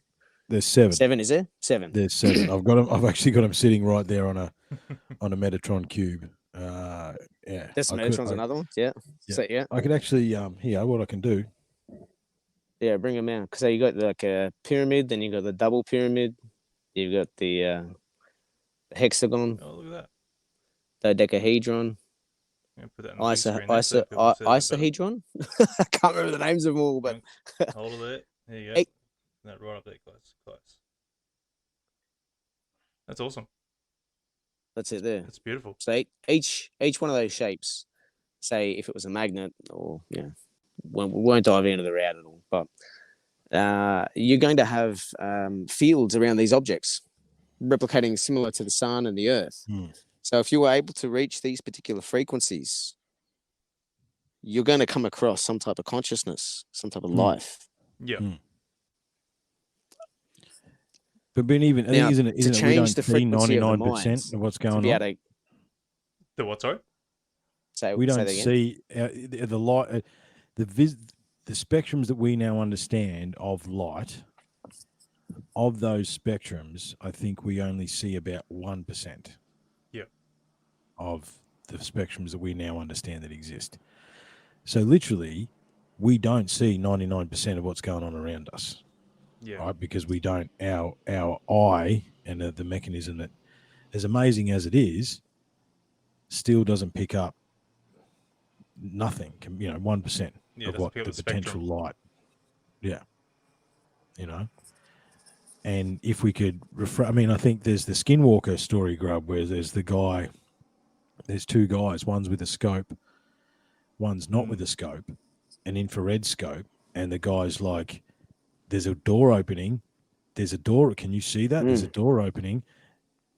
Something just walked out of the door. What are we doing? Can you see that? And this guy and the other guy with binoculars couldn't see it. The difference being he had an infrared scope. Or just sees the line. Yeah. He had an infrared scope. So this whole other realm, I mean, we've got the 4th dimension around us, dictated by the field geometry of everything, and it's all around us every day. I mean, we're talking to each other using these fields. Absolutely. And there is no interaction with us. Yeah. So there is a whole other geometry to the solid objects that are around us that we are completely unaware of. And the only reason why we know about them and that we know that they exist is because we've got magnets to be able to demonstrate that there is some type of field. If they didn't exist, we wouldn't know. But I mean, again, existentially, if you think about the fact, what is consciousness other than electricity? So there's it is. Yeah. But I mean, if you think about it, even So let's not try and get it. I mean, the hardest question. Oh, is Grub gone? Oh no, he's still there. The hardest question that no one can ask is why are we conscious? However, even just from a aspect, right? He's gone. He's back. I thought he dropped out. I mean, think about the technology that we're all. The thing about the technology that we're all using right now. Like theoretically, it's electrical signals, but it's not because we're all using Wi-Fi, right? So it's like, but we are speaking instantaneously. Now we can't see what is making that happen, right? That's right. And these. I'm just trying to think about the, when it gets to a technology point, what we don't understand too is that the basis of pretty much every technology that we have and especially the technology that allows us to do this is actually quartz crystal, man, right? It is actually, there is a crystal and dare I say it, magnets at the basis of all this technology. Where does that come from? Where does that understanding come from? Right? I mean, and again,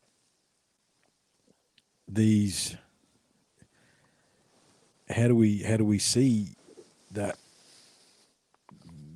we actually probably have the technology, right? But we can't. I've lost my train of thought. Someone talk. Look, honestly, to me, like if you look at the computer chip, like something so simple and complex at the same time, like how can they produce all that to what we're doing right now? All these little different wires, like wires. It's bits of metal stuck together and does these little bits of things. It's like, how is that even possible? Like, I know that's a big understanding. Like, I'm not that technologically advanced in my own head to go and understand that sort of things, but we take a lot of things for granted. See, the crazy thing is if we question, we all still know. So the maths works and the physics works, and the materials as we know it works. But the physics works in this dimension. If you try to figure out what gravity is, that's true. That's true, and that's why I think that a lot of this communication or this channeling of other voices has resulted in some of the tech that we use, including building the pyramids and Baalbek and moving these giant stones, because it's these other entities that might be advanced well beyond our years cannot touch, move, or significantly alter the material realm that we live in, that we exist in. Yeah. Well, it's like so they need to give us the information to be able to build it. What's he called? This guy was explaining the dimensions, and basically the way he was sort of explaining is these other beings compared to us, like how we see like a 2D sort of cartoon, we see them side on. But if we try to go and flip them to a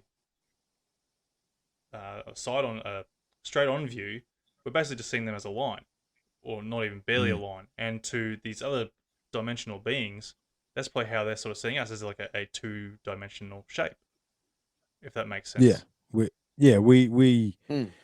exist in a different. We would exist in a different dimension, just like they do. Yeah. Right.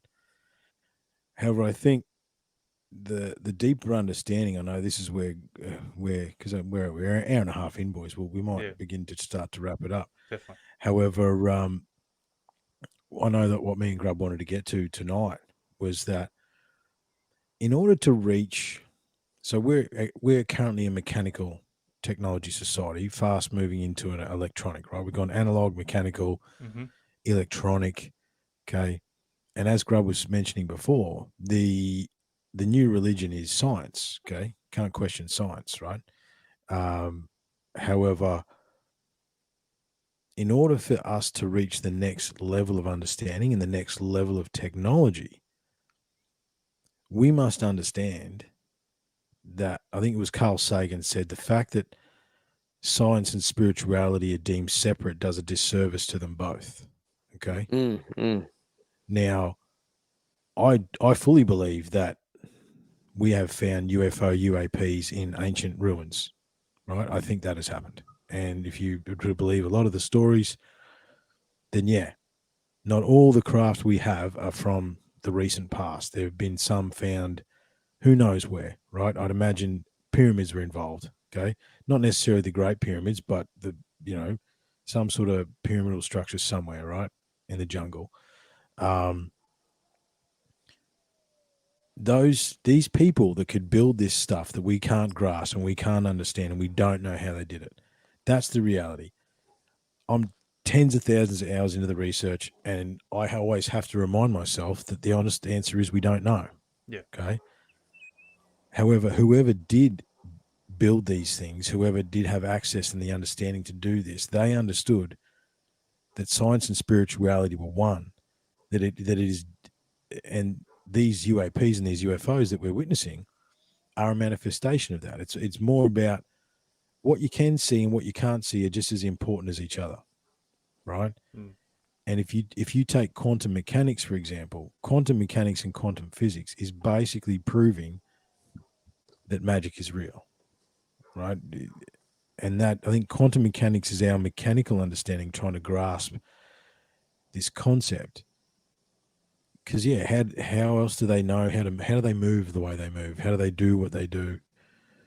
And how have they been around for so long, right? Like, as Grub said before, we would be the first civilization to say, oh yeah, we're the ones that discovered UFOs, when there's literally rock art and God knows what else all over the world, right? It's not a new idea, which means they've existed either on this planet or have been coming to this planet for, pick a number, right?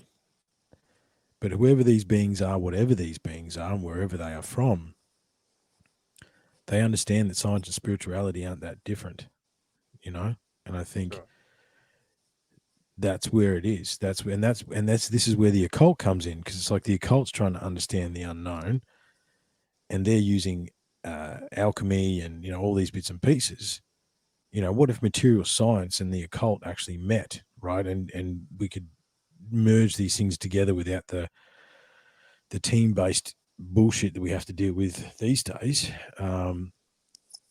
Man, how far could we come, and how quickly could we do that? Definitely. But this also makes me wonder too, like, if there was this interaction with ancient civilizations and, say, ETs or UTs, where along the lines did they just go, we're not going to be involved with the future, we're going to let these guys just figure it out for themselves? And, like, why even decide something like that, where we could have been benefited from the ancient times there to be today, where we could have been flying through the stars? Like, why? That's the biggest thing I want to understand. Yeah. To have some sort of grasp on our ancient civilizations. Like, why leave us in the sticks and stones? Like, this is the problem. Like I said before,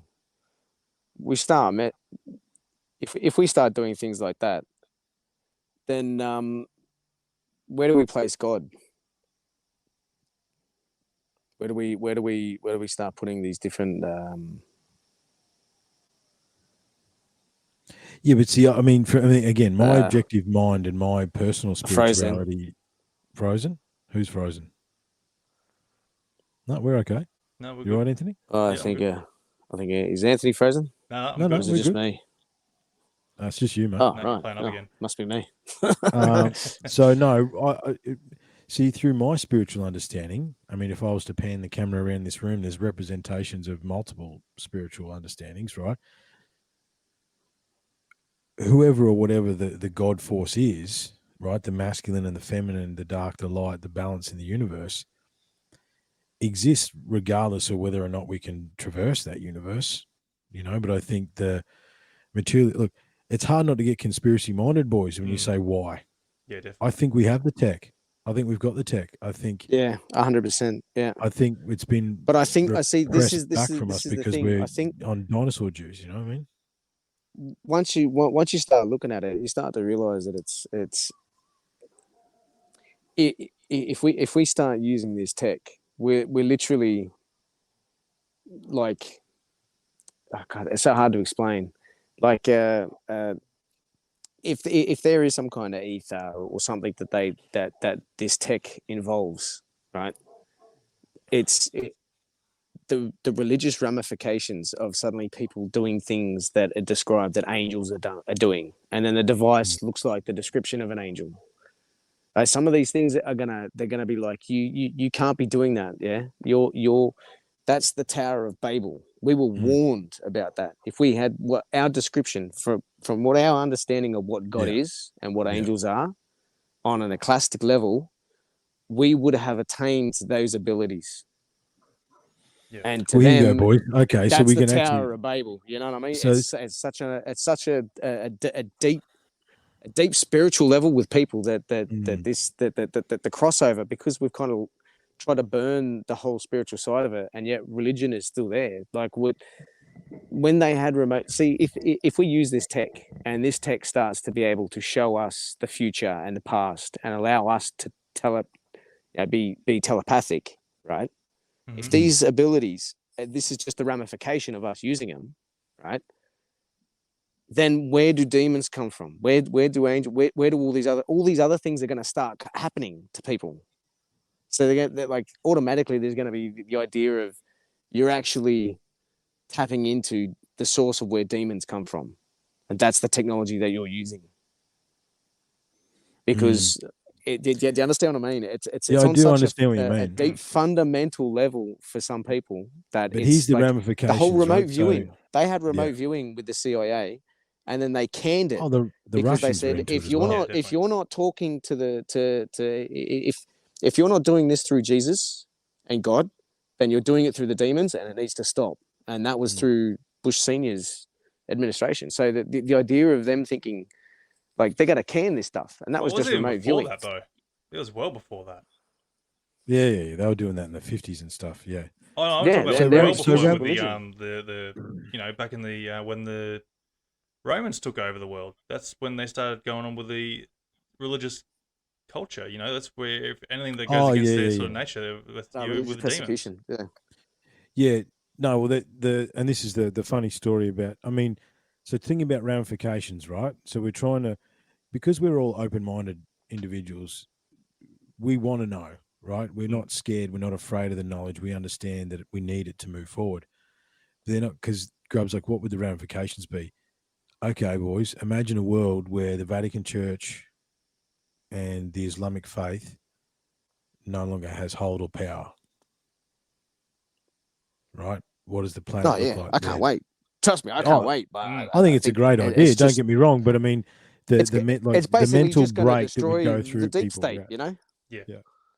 But it would destroy like the way that we even build houses today.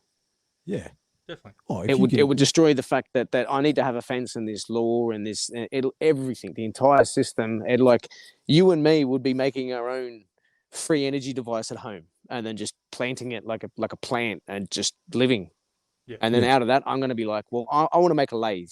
So I want a lathe, and I'm just going to industrialize my entire little block of land and fucking it's going to blow people's minds. Everyone's going to have like nuclear reactors in their backyards and fucking experimenting with shit, and it'd just be insane, They'd be zipping UFOs everywhere. It'd just be it'd be crazy, you know what I mean? But I sort of feel like if there was no sort of influence in the past ancient civilizations of where they decided to stop interacting with us or whatever, like where would we be at today? Like, we could have been well and truly beneficial planet of our own, well-being sort of thing. Would you like a couple of UTC theories as to why? Go on, enlighten me. Us. So, us. So, look, there's one that goes around that at some point, because there's a big gap, boys, they call it the Dark Ages, right? It's somewhere between 0 and 1500, right? There's a 400-year period in there where no one's real sure what happened, right? We say that we know, but we don't know, right? We don't know anything, to be honest. However, and there's a theory that, I mean, take the hobbits, right? Take the story of the hobbits, the elves, the dwarves, the humans, the orcs, the blah, blah, blah, blah. A version of that is, let's pretend for a second where a version of that is real, okay? And, maybe it was the time of man, okay?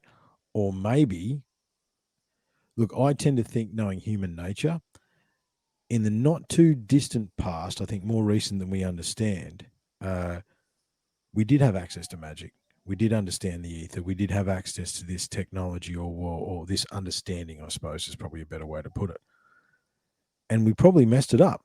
You know what I mean? We probably used it for negative 100% agree. I was purposes. going to say this. Yeah. Yeah, we abused the power of magic, and it was taken from us. And by ourselves, probably by an ourselves, elite or a that version, said, by "You a version of motherfuckers, ourselves. fuck it up." Yeah, by a version of ourselves, right? And we were downgraded, you know, and we're fighting our way back to that understanding. Because objectively, you know, all the spiritual practices, the telekinesis, the telepathy, the remote viewing, all that sort of stuff, to those with an open mind, it totally makes sense that we can do that. I mean, I've astral traveled in my dreams. I've done that a few times, right? You know, this stuff is there. It's real, right? I did an astral traveling course where through exercises, I actually, you know, made my etherical body, I saw my etherical body raise out of my physical body. Yeah, right? I think you've done this too, this Gravity I Grub. created tapes. Yeah. Yeah, you can use sound, just use sound, pulse, and all these different methods. And you can separate imagine Otis T. Carr or Tesla or Steinmetz that worked this stuff out. They were the guys that invented all the idea that we teach with electronics today. This is over 100 years ago, right? So this is like the person that invented the volt, who figured it out and measured it, said the 1 volt equals 1 electron. That's what we know it is today. 1 volt equals 1 particle. And yet when he described it, you look at his books and he says that 1 volt is 1 rate of induction upon the ether. So it was a wavelength upon the ether. So from the very beginning of the very first people that discovered this stuff, they were snuffed out. The technology was taken, but the ideas and the actual, like, we can describe it and the numbers can count it, but their understanding of where it came from, and what it was, they left something out. entirely different. Like I mean, so it's there is some type of cover up, definitely, in a way, but I believe that these, like, Nikola Tesla had these coils that I've seen replicated today with this new understanding, that actually creates a feminine healing energy, a masculine logical energy, and then if you go too high, you actually start causing sickness to people. An electrical sickness. It's not cancer. It's not radiation. It is an effect of radiation, but it's a direct cause of it's you have sent you've sent a frequency through your body that's starting to separate. You're starting to separate the insides of your body. That's what's going on. Yeah. That's gnarly as fuck. Yeah, you're but I mean, to go yourself. The whole idea of that and the understanding of where that comes from Pythagoras and the Pythagoreans. So this is known, understood to a level that the ancient Greeks understood this. Not only did they understand it, but they've even got words that don't even translate to today. You need to have a whole book to be able to translate that word. And the Sumerians understood it prior to them, right? It's old tech. It's 3,000 years ago, right? They knew. You know, I mean, explain to me without, you know, you're an operator, Anthony. Explain to me without a Liebherr 500-ton crane, do you put half of these stones in place? And even then, how do you do that, right? Yeah. Unless you understand the space between spaces, unless you understand, unless you have a faith, I suppose, in the unseen.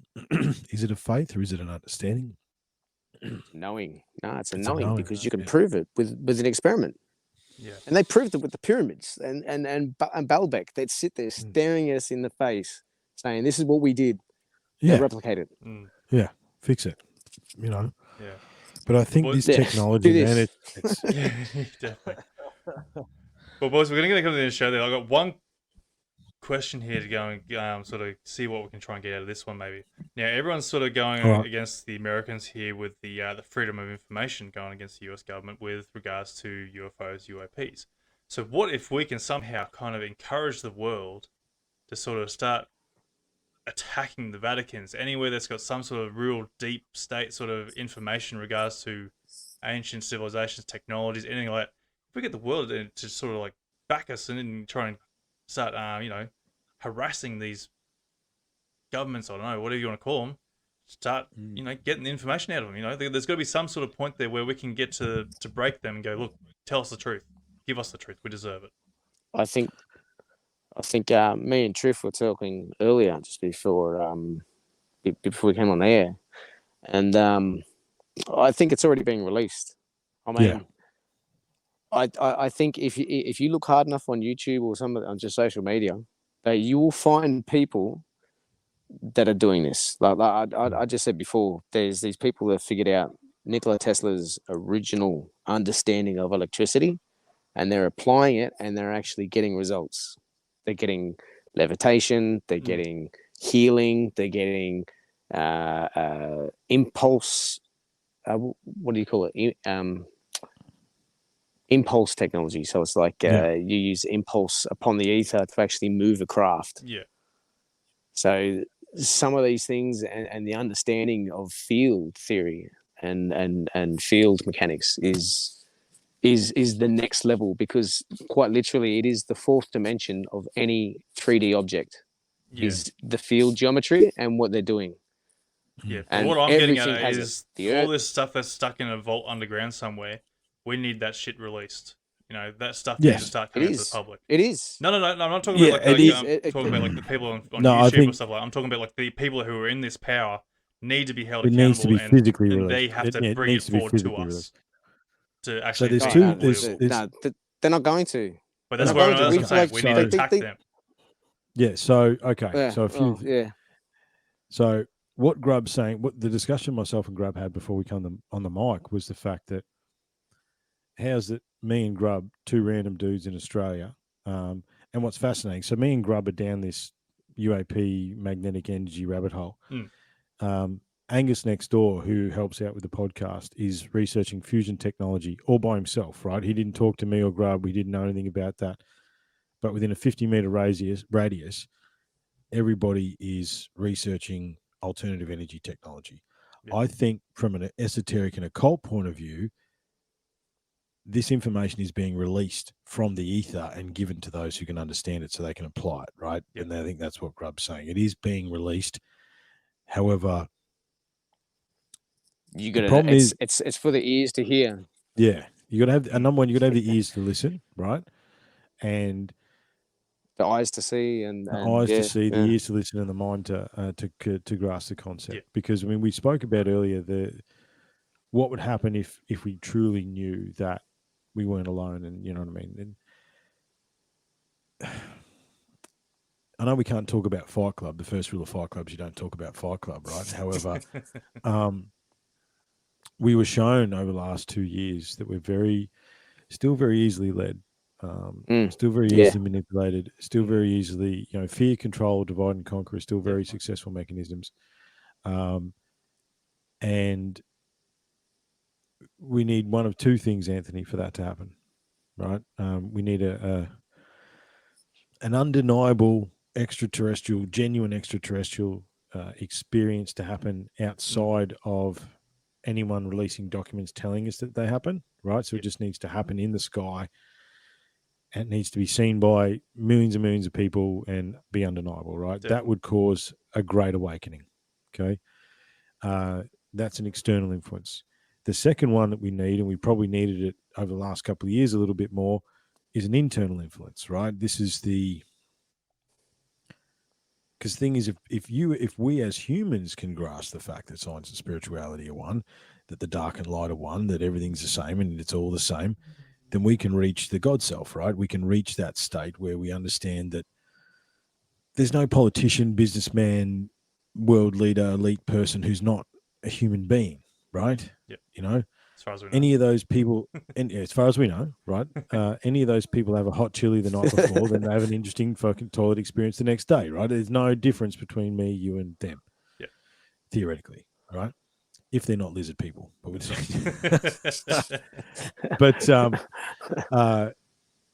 pretend this is just the humans, right? Yeah. We need to realize that we're all the same, and we need to realize that we outnumber these people tens of thousands to one, right? Look, I can't disagree with the golden grot. I like that. It would be controlled. Like, this is the problem I have, right? I would question any major extraterrestrial UAP, UFO experience today. I would question whether it was real or not. Right? The more that the US government released, the less I believe them. Mm. And Yeah, you've got that's why I don't think you're gonna have to, like, you want to know the truth. Stop looking at the cameras. Stop looking at the screen. You're gonna have to look for it. You have to find it. Yeah, you have to find it within yourself. I honestly think it's looking. I mean, some of the experiences I've had, like I've only ever. I think I mentioned to you, Anthony, the other day.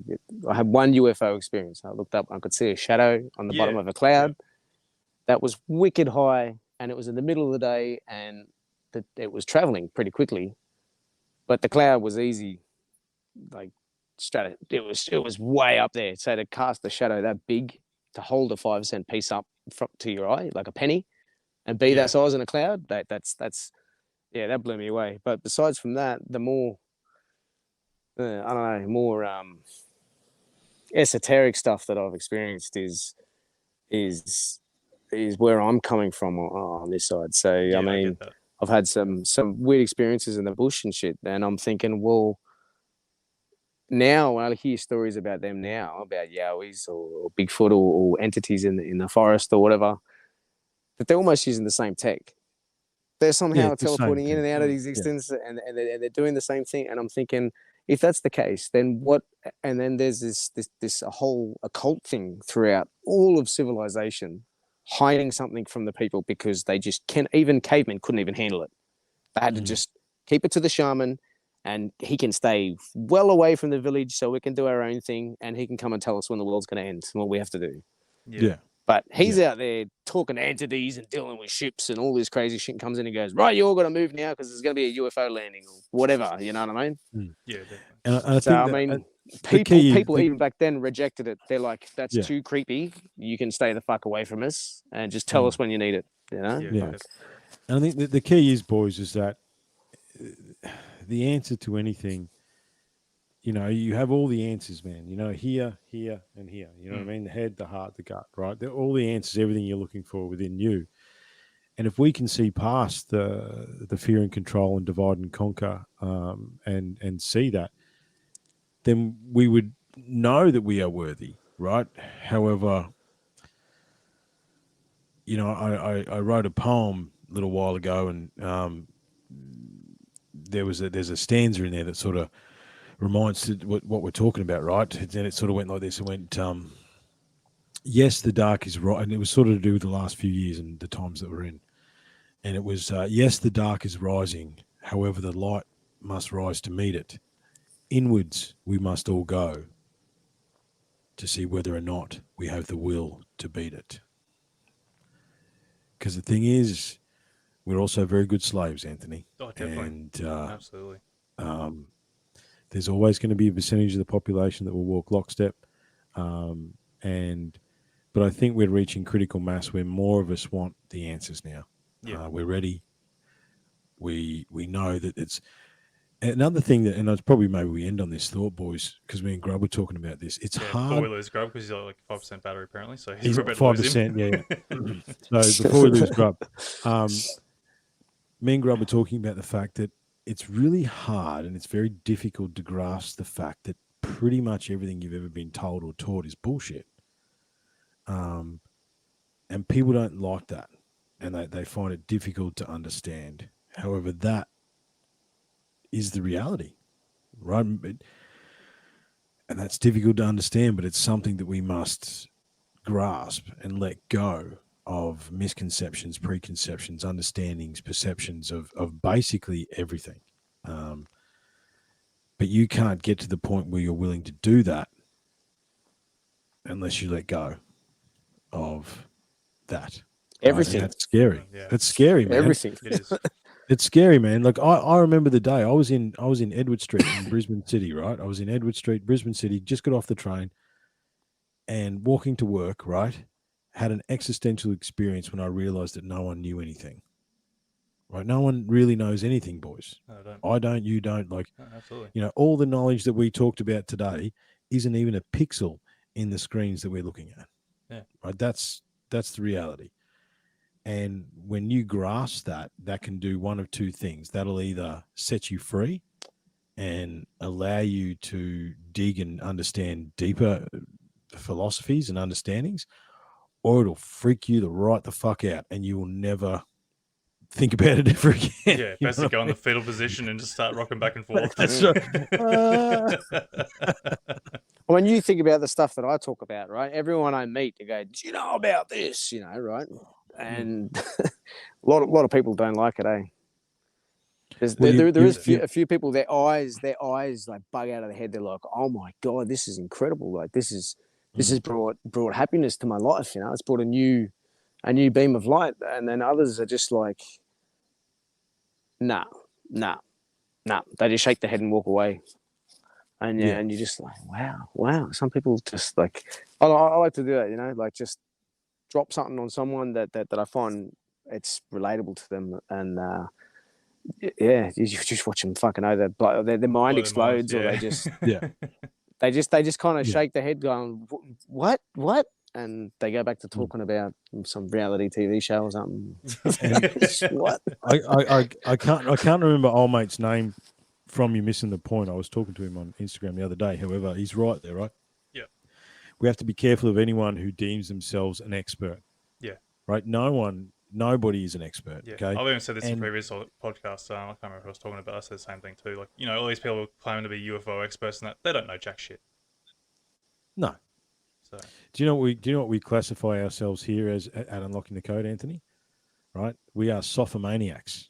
Do you know what a sophomaniac is? A sophomaniac is someone who has the delusion that they're intelligent. Yeah, well, that's definitely me. That's it. Well, actually, no, I don't have a delusion. Right? I know I'm not intelligent. So, yeah, right. There's no delusion. But if you, any time that you find yourself, rubbing your nails, how good am I? You should question what's going on, because no one knows, right? And that's that's a blessing and a curse, because if you know that no one knows, that means you don't know either. So what are you even talking about? You know what I mean? Yeah. No. It's good to see that more. Like there's literally, I reckon there's billions of people around the world now that are coming to this conclusion. And if they had the chance, they'd be on here talking to us now too, you know? Yeah. Like it's getting that profound. Like the other thing is, I ask people about odd experiences like shadow beings, or have you had sleep paralysis or something, you know, all these different things. And probably 95% of the people I talk to turn around and go, or at least the next day they come around and go, you know what, there was this one experience, you know? And it's literally 95% of the people turn around and say, yeah. So they're primed. Everyone's ready. Sorry, there's a big plane coming over. That's it. It's a bit noisy. I know, it'd be surprising for you guys to hear, but like I haven't had any spiritual experiences, nothing of that nature to go and sort of be on board with that sort of spectrum. But like it makes you wonder why I do this show. But if I haven't really had any, not even that, mate. I don't even get on that, but you know. Well, the thing is, Anthony, right? So the way I look at it, man, is that we all have skill sets, okay? I do have a belief that a lot of us that are here this time around have been here before, and we know each other from before too, right? I mean, if you think about us three, you think about some of the connections that we're making globally, a lot of these people, when you talk to them, it's like your old mates, right? But shout out to General Lee. Yeah, General Lee's the man who's joined most of us together. He's a good man. However, you know, like when I first talked to Lee, mate, we it's like we picked up on a conversation that, you know, that we started, who knows, 100 to 2,000 years ago. Last time I talked to Lee, I just haven't seen him for a while. You know what I mean? And that's nice what it's like. Yeah, good to see you again, man. You know, and I get the same with Grub. I get the same with you, Anthony. Right? And I think we all have different skill sets. We all have different understandings. What I like about what you do, Anthony, in the main part of your podcast, is you're very neutral. You are a knowledge seeker of the highest order, and you've said yourself you're not even really sure why you do it. You're just curious, right?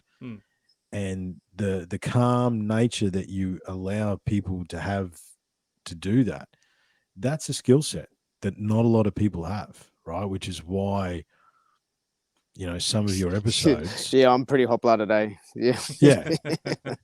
You've got to be calm. Bit You've Irish. got to be, yeah. You can. You may or may not be known, Grub, for getting off on a bit of a tangent, mate. But so I wouldn't question that, Anthony. What I would question is yourself, mate. Right? Question yourself. It's like, where are you at on your personal spiritual journey? I ask that Have you myself even quite thought often. about that? I have, and honestly, I've got no idea. I've got Good. no idea That to means you're on even the right know track. where to even try and figure out where I'm at on that kind of spectrum. It's like I hit a brick wall. It's like I want to keep pushing through to go and trying to break through and experience these things for myself. That everyone seems to keep claiming that these things are real in existence. It's like I want to know for myself firsthand. Like I'm scared of the whole fucking topic, but it's because it's against our nature. Well, there you go. But did you not just answer your own question? That's gonna. I know you just answered your own question, right? If there's a fear there, right? It won't work. Yeah. It won't work, right? I wouldn't really call it a fear. The whole point it's of free more will. like a. How would you explain it? Not really like a fear, but it's like a. How far would you go beyond to say that you actually lose yourself in that sort of concept? That's where I'm more fearful of. Okay, so it's control. So it's control, right? I guess you don't want to lose control. I don't. That's right. Yeah. You don't want to lose control of your faculties. Yeah. You don't want to. I don't want to lose my objective abilities. Yes, there it is, right? Mm. But again, in a roundabout way, it's sort of like here at Unlocking the Code, right?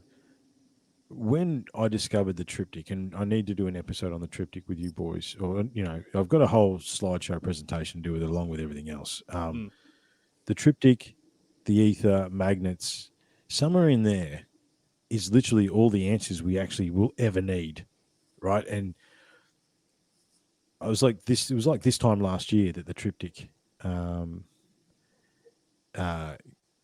into my existence, and I'm like, oh my god, we've unlocked the code. That's it. We're done. We've unlocked the code.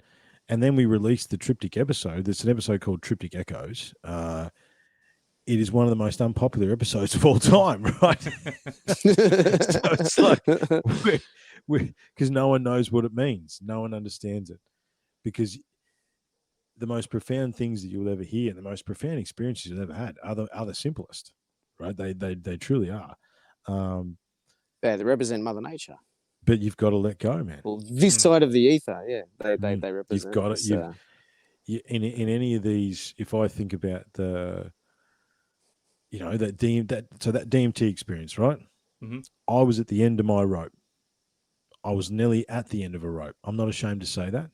I'm not joking about that, right? That's where I was at. I was in the darkest of darkest holes. I had nothing that I could perceive, right? And, I don't have any sisters, but a sister, if I had one, this was her. I went back down to Ballarat, where I'm from, and I went to see her. And she's like, hey, do you want to try something? And I'm like, I will try anything. I was ready to surrender and let go, right? And the only reason that situation or that experience was so profound is because I did let go. And I think objective three-dimensional control is the thing that holds us back, Anthony, right? It's a bit the thing for you too, man. Is you spend your life as an operator, you are literally in control of something all the time. Yeah. You know what I mean? So yeah, just let go of the controls on the dozer, mate. She'll be right. Over the whole while ago. See you later. Yeah. I'm off to the different Don't spectrum. worry about it. Just trust the ether, man. The ether will guide you. No, that's not how it works, right? But I might disappear. I might fall off the network. I've got 1% left. No, you're right, bro. You can get out of here if you want, mate. Mate, thanks very much for coming on. This was good, man. That was a lot better. Good. I'll give a shout out for you, and also people can know where to find you if you do drop out, mate. So we appreciate that. But yeah, man. Yeah, that's right. Well, I hope I'll leave you on your journey. All right, bud. Cheers, mate. We'll get you back on again soon. I think I might just be Thanks a Anyway, lot. Take care, boys. Watch out for those Take care, Sasquatch, mate. Wolf. Yeah, I've got to put him to bed again. Hang on. He's picked up the neighbours again. Sassy. Hey. All right, boys. See you later. See you, mate. See you, mate.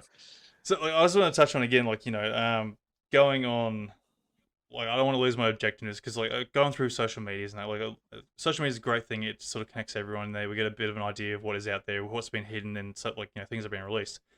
But there's a lot of discredit when it comes to ancient civilizations or even UFOs or paranormal sort of aspects there. People put up fake shit or people trying to post stuff that they don't understand. Yeah.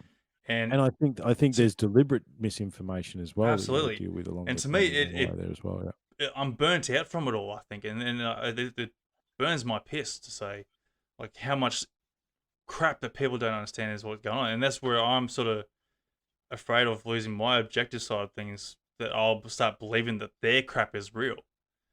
Because if I experience something on that sort of level where it just blows my absolute whole reality, even though I understand it's already there and I realize it's there and I understand that, but having the experience there for myself, I feel like that will just, I don't know, put me behind, over that fence line, if that makes sense. So I remember, so I've been doing this 6-7 years now, right? So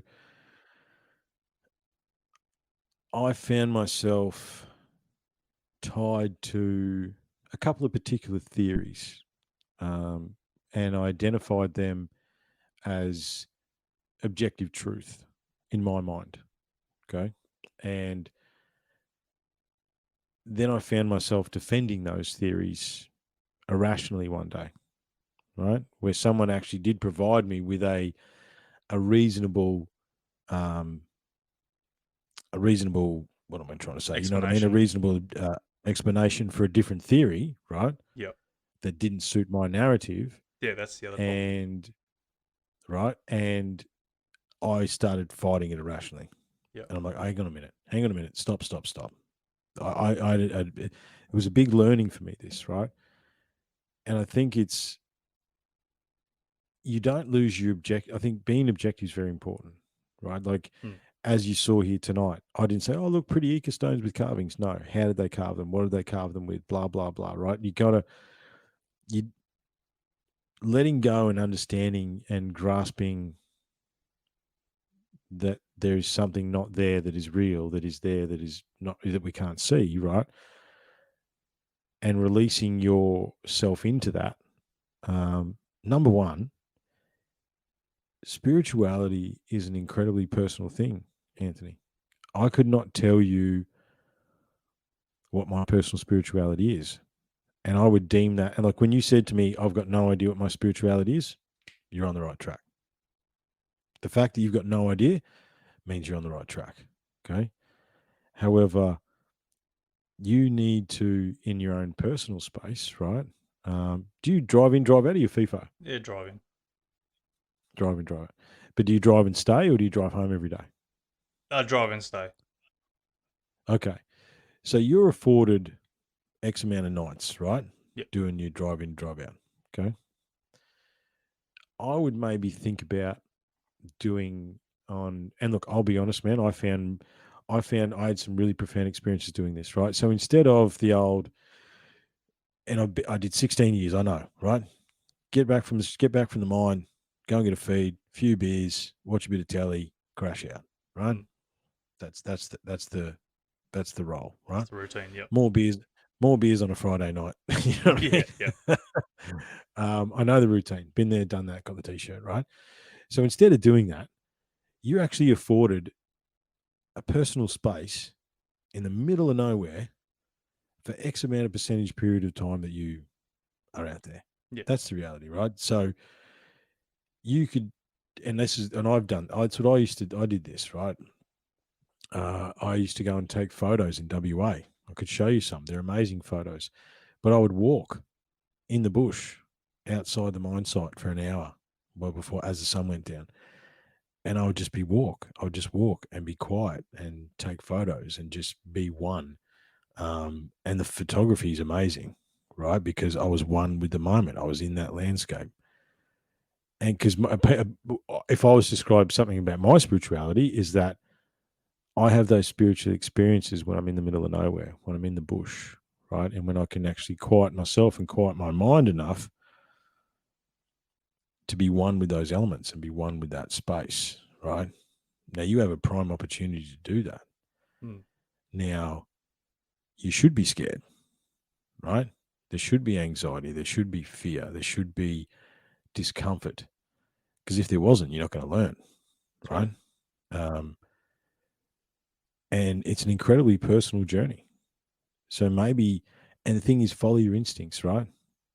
I just told you what I did. I was in and it was a mental health thing. It was all this sort of stuff, but it was also getting away from the beer, food, shit as well, right? Just breaking that cycle because it's not good for you. And you know that objectively. However, it's part of the life out there, right? Yeah.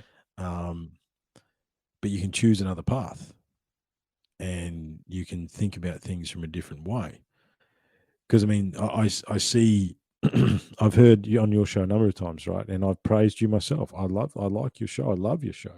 There's been listening to quite a few episodes. Like they've been, because there's so many podcasts, right? I sort of go and listen to a few, and then I come back and go back. You know what I mean? Yeah. And the way you do your podcast, especially with these guests that are pretty nervous and telling a story, right?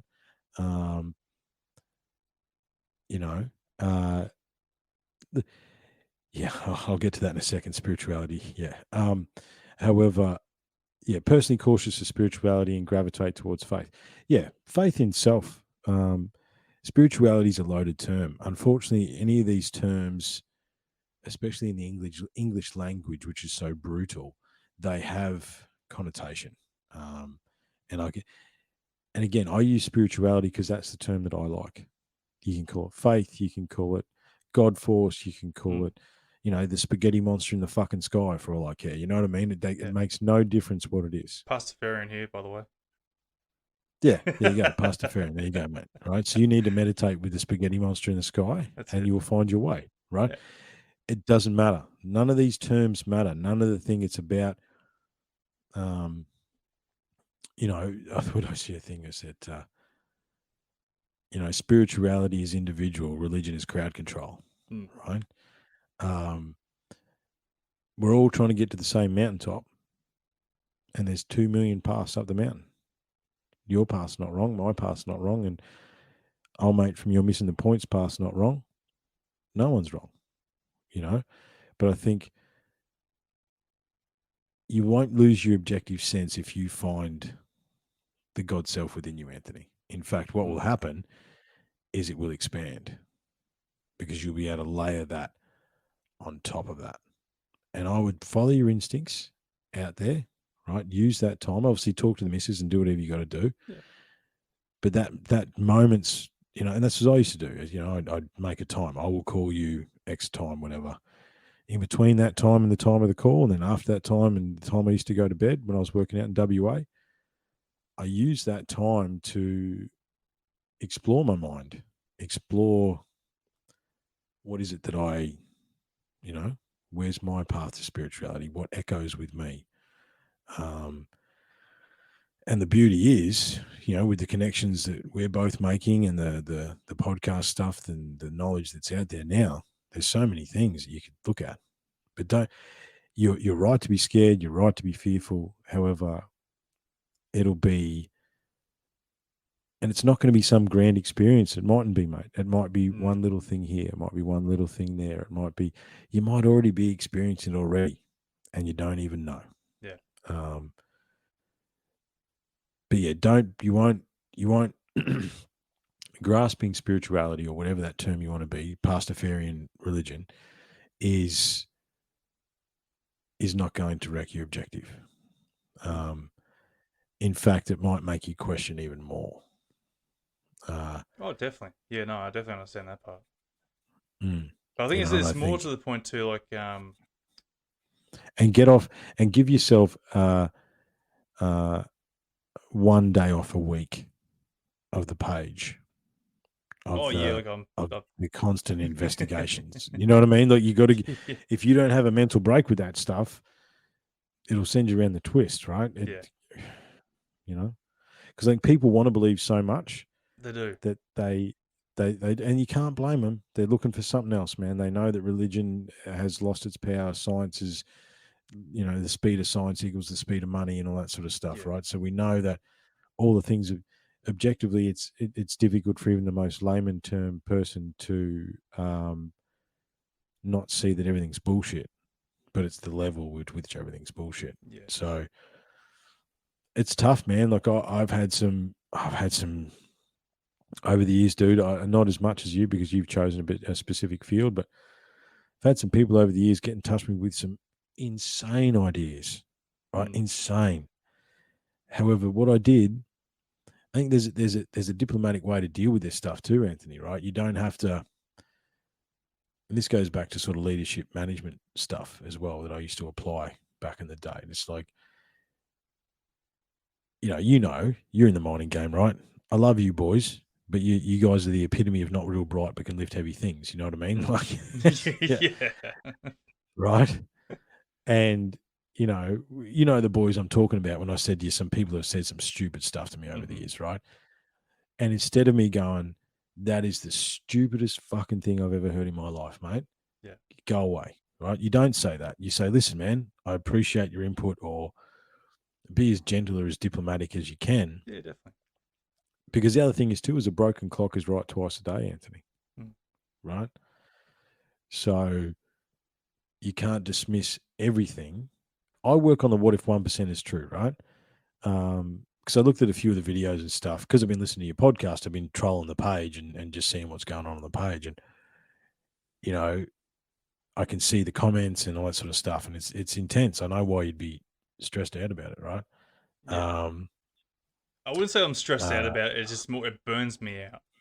Because, it does, because it's too much. Like, the point, like, you go, it's not what you think it is or want it to be. So don't argue and abuse people because it's not what you want it to be. And that's where I sort of get burnt out, because like people abuse the crap out of me all the time, saying like, "Fuck off with your damn stupid objective crap because you don't know everything." It's like, I'm not claiming I know everything. It's more the fact that I'm explaining to you something that it is what this is, with the evidence there to try and help back that up, and they still don't want to believe it. And like, I'm not trying to discredit or disprove anyone's genuine experiences of what they've had, but there's some people just are too open-minded on that aspect, and that's where I was sort of like more saying, because it comes down to a psychological point of view as well, where some people will believe everything is and that's where I'm sort of more. Absolutely, it's a psychological profile, right? There's Grub. Grub's back. He's messaging. Pull your head in, Grub. But no, look, I think you're like a celeb now. Let me put this to you, Anthony. So what if it is unrealistic for you to expect that every time you have disproven a thing that you are right 100% of the time, right? So I work on here at UTC is I don't think about, is 90% true. I work on what if 1% is true. Yeah. Right. So for every video that you've disproven, what if 1% is true? Right. What if 1% wasn't what you thought it was, and it actually was a genuine experience? And then the other question would go into what, the other question you might want to go into as well with that personally is the experience of thinking you saw something, does that still have the same alchemical reaction that a true experience has? You know what I mean? Which is why these people are so adamant, right? They believe that they saw it and they believe that it happened. So what else is there? Now, look, I'm not talking about the ones that are Venus or a helicopter or, you know what I mean? That's the stuff right, that's like, something that actually defies the logic. But I would, I think I always look at through a lens of I could be wrong. Yeah, absolutely. Right? Like, again, I like, I'm always not think about that. like, when the things that I sort of will comment on is the things that I know are definitely misidentified. But the thing that sort of grinds me a little bit too is when someone goes and tries to take a video of something that's in the sky, like a star, or it's like a little light in the sky, and they try and claim it as something. The problem is you just got a little light in the sky. It's pixelated. The camera's going out of focus. It's not getting any details whatsoever.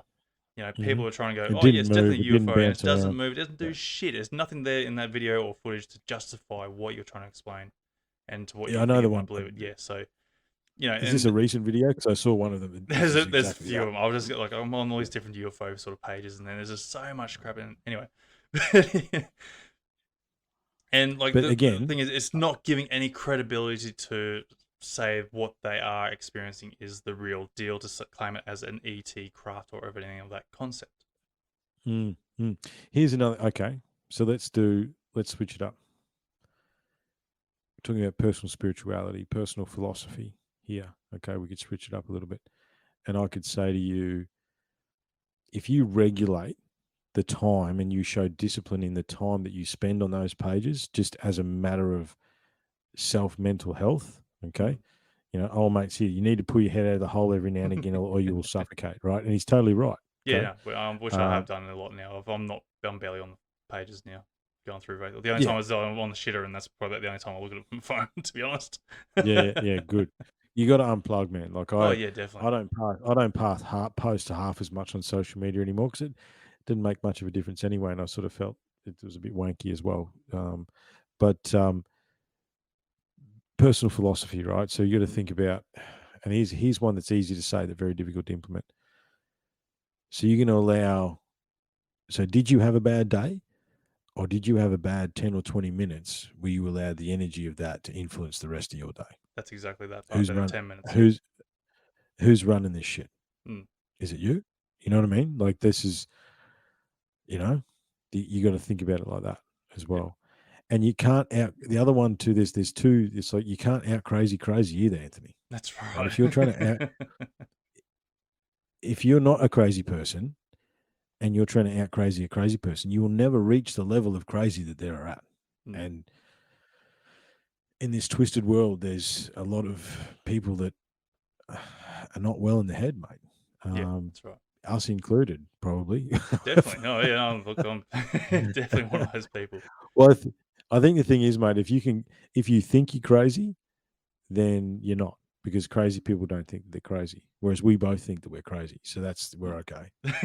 Well, at least we think we're okay. Exactly. No, we think we're crazy, which makes us okay, because doesn't mean we're not crazy though. Yeah, that's right. But I think there's some ideas, man, because like you've been doing a lot of this stuff, and you can join this stuff together, right? What's he saying there? The mind has to navigate just like the ancients navigated the seas. Exactly. Yeah, it's still it's too many storms out there to get washed away into. Yeah, that's right. I mean, it's it's it is a challenge, man. It is a challenge. Existence is a challenge, Anthony. This is one of the things, and I might wrap it up myself, mate. Yeah, we definitely pushed. We're doing 2.5 hours now. It doesn't matter, man. It's fine. The conversation goes where it goes. It does. It's good. I had a good time. But the wife's going to be that's for sure. But what I like to say, right? So the human experience. Okay, so two hands, yeah. So on one hand, you are a drop in the ocean. The ocean forgot about Anthony. That is how insignificant you are. You are literally nothing. A speck of dust on a speck of dust on a speck of dust on the eyelash of the universe, right? You are nothing, right? On the other hand, you are the most powerful creator and manifester that has ever existed as far as we understand it, right? And how do I know that? Look around you, right? Look at the work you do every day with the machinery. How much dirt do you move and all this sort of stuff? You know, obviously we are. And the crazy part is you've got to exist in between those two things. You need to understand that you're nothing, but you are God, I am God, we are God, right? And that's the trick, man. And you got to find where you are in that middle bit. Yeah. And the other thing I wanted to say to you too, because it's echoed, it's like this thing in my head, like going, tell Anthony about the 5 rings, right? So I'll finish with this. So there's a book called The Book of Five Rings by Miyamoto Musashi. And we all love a samurai, right? We all love the idea of the samurai warrior. And what we don't understand about the true samurai back in the day is that before you could, before you could pick up your sword, right, you had to pass through what is called the five rings. Okay. Now, before you could master the sword, you would have to master the lover, the artist, the healer, and the father, right? And then, and only then, once you had mastered those four, could you pick up the sword. Okay. In this modern world, we want to go straight to the sword, right? Definitely. We want to be the warrior. However, it's more important to understand when not to draw your sword than when to draw your sword, if you know what I mean, right? And the modern man has lost whilst we are soft in a lot of ways, we have lost the understandings of the softer side of self, right? So where are you at, right? What do you the lover, the artist, the healer, the father, right? So what you're doing right now, Anthony, is your art, okay? That's what you're doing. Whether you think you are or not, that's what you're doing, right? So you're working on that. So you got the lover, the healer, the father, you know what I mean? Where are you in those five rings? And what do you need to work on? And maybe through analyzing that, mate, the lover, the artist, the healer, the father, then the warrior. Okay. And if you can have that understanding, then, because essentially you are a warrior for UFO research, right? You're going out there and this is wrong, that's wrong, da da da da. Maybe if you look at it through the lens of those other four things, you might find a different path there somewhere, right? And where do you need to focus yourself on, right? And don't get me wrong, I understand this objectively, but I'm still working on it myself. Don't think for a nanosecond that I have true understanding. I have an understanding of the concept.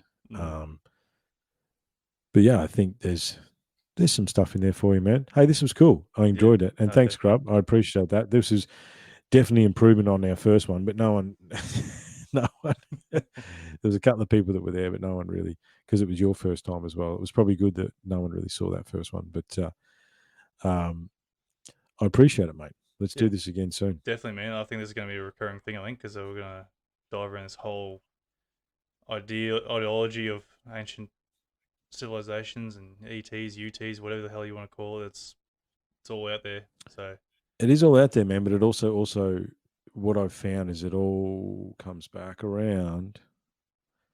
Yeah, exactly. Don't fall into the trap thinking there's nothing left to find or learn. That's perfect, Grub. Right? I had someone ask me one day, Anthony, what are you going to do when you run out of things to talk about? And I looked at him like he'd grown another head. I'm like, what are you talking about? I don't even cover in all his lifetime. Yeah. Magnets.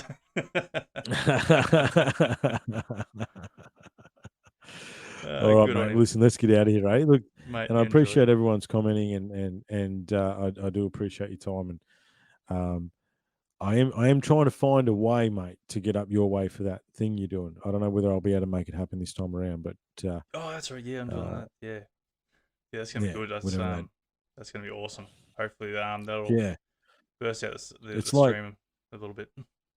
It's like 5 hours or something for me. I think I'm 5 hours away. So I'm trying to find the space and time, but I don't know. It might be a bit late in the year, but yeah, next year when you do one, I think we need to do another one and count me in for that one. But definitely. That sounds awesome. We'll talk again soon, mate. Thanks everyone for listening. Thanks for the questions and the queries. And I think if you stuck around with us, then you're all right, and everybody's on the right path. I think we just got to find our own way, and help each other. The thing is too is that we are finding our own way, but when we cross paths, we need to make sure that we encourage each other along the way. You know what I mean? Because we are all on our own personal journeys, but when we cross paths, we can link arms for a little while and go, well, we're both going the same way together. That's right. a bit love and encouragement. And the best part about it is everyone's all open to each other's opinions. There's no wrong opinion really, and so that's the best part. No, it's there's not. And it all works well and it all entwines, and it brings an idea to something that might not have been thought about. That's the thing. That's the whole idea behind this whole thing that we do. And I'm Southeast Queensland, and Anthony's in the middle of fucking nowhere, Queensland. Yeah, pretty much. Central Queensland for me. The joys of it. All right, mate. Thank you very much again, worries, mate. Give yourself a blog there before you go, so when people know where to find you. Unlocking the Code. Unlocking the Code can be found on Facebook, Instagram, Twitter.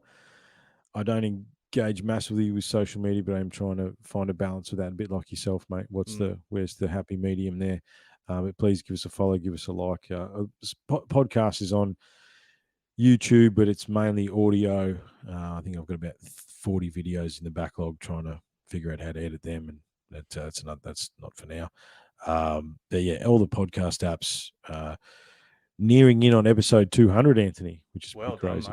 Done, mate. So yeah, it's there's an old-fashioned rant this week that, look, I was going to release tonight, but I think I'll do it tomorrow. I'm a bit tired. I think I need to go to bed. But there's an old-fashioned rant about the last little while this week with Loomis out of Hawaii, top bloke, Loomis. And yeah, plenty of cool stuff coming. Grant Levac, got another guy coming on talking about self-sabotage and stuff out of Bermuda, mate, which will be interesting. That'd be good. Towards the end of the month. Yeah, towards the end of the month. That was hard to set up timing-wise. But yeah, it's awesome. I'm loving it. I love the opportunity, and I appreciate the opportunity, and appreciate everyone listening, and thanks for being open to questions and understandings. I think it's very cool.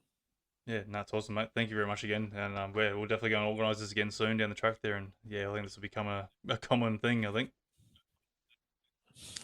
Yeah, that'd be awesome, man. Look after yourself, Anthony. You too, mate. Enjoy it. Talk to you soon. See you, mate. All right, let's see. I'll get this thing in there, that one there, and then go like that. Hey, look, that works. Look, guys, thanks very much for joining in. So before I do finish up for myself there, look, just want to go and point out that, look, don't misunderstand me that I am against everyone's, experiences and such like that. Like, I'm very open to people's experiences, because obviously I'm not the one there that experienced it. You're the one who experienced the whole thing. You're explaining it. So I have no, where am I going with this? I have no right to sort of question where your experiences or how it even existed or whatever happened in, from your perspective. So to me, I feel that's very ignorant of anyone who does sort of question your experiences there, if it's something that of that nature in that sense. Obviously there are things that are still misidentified and whatnot, but I'm happy to help you from my side of things there, to see if I can try and help you understand what it might be if you're trying to question from an objective side of things. But yeah, look, guys, I'm happy to help out either way. But again, look, don't take me the wrong way. I'm very open to the whole concept of everything that happens in there, because there's just too much stuff out there we just don't understand. And I guess the whole idea of this whole thing is to try and get an idea of it. So, and that will do it, folks, for this episode of Encounters Down Under. I hope you enjoyed the show, and remember, you can also get involved in the show by joining the Facebook page and getting in on the live streams. Also, please be sure to share with your friends and family to help us grow and potentially find our next guest on the show. If you or you know someone who has had an encounter, please get in touch with me through our Facebook page via Messenger or email at AustralianUFOsightings@outlook.com.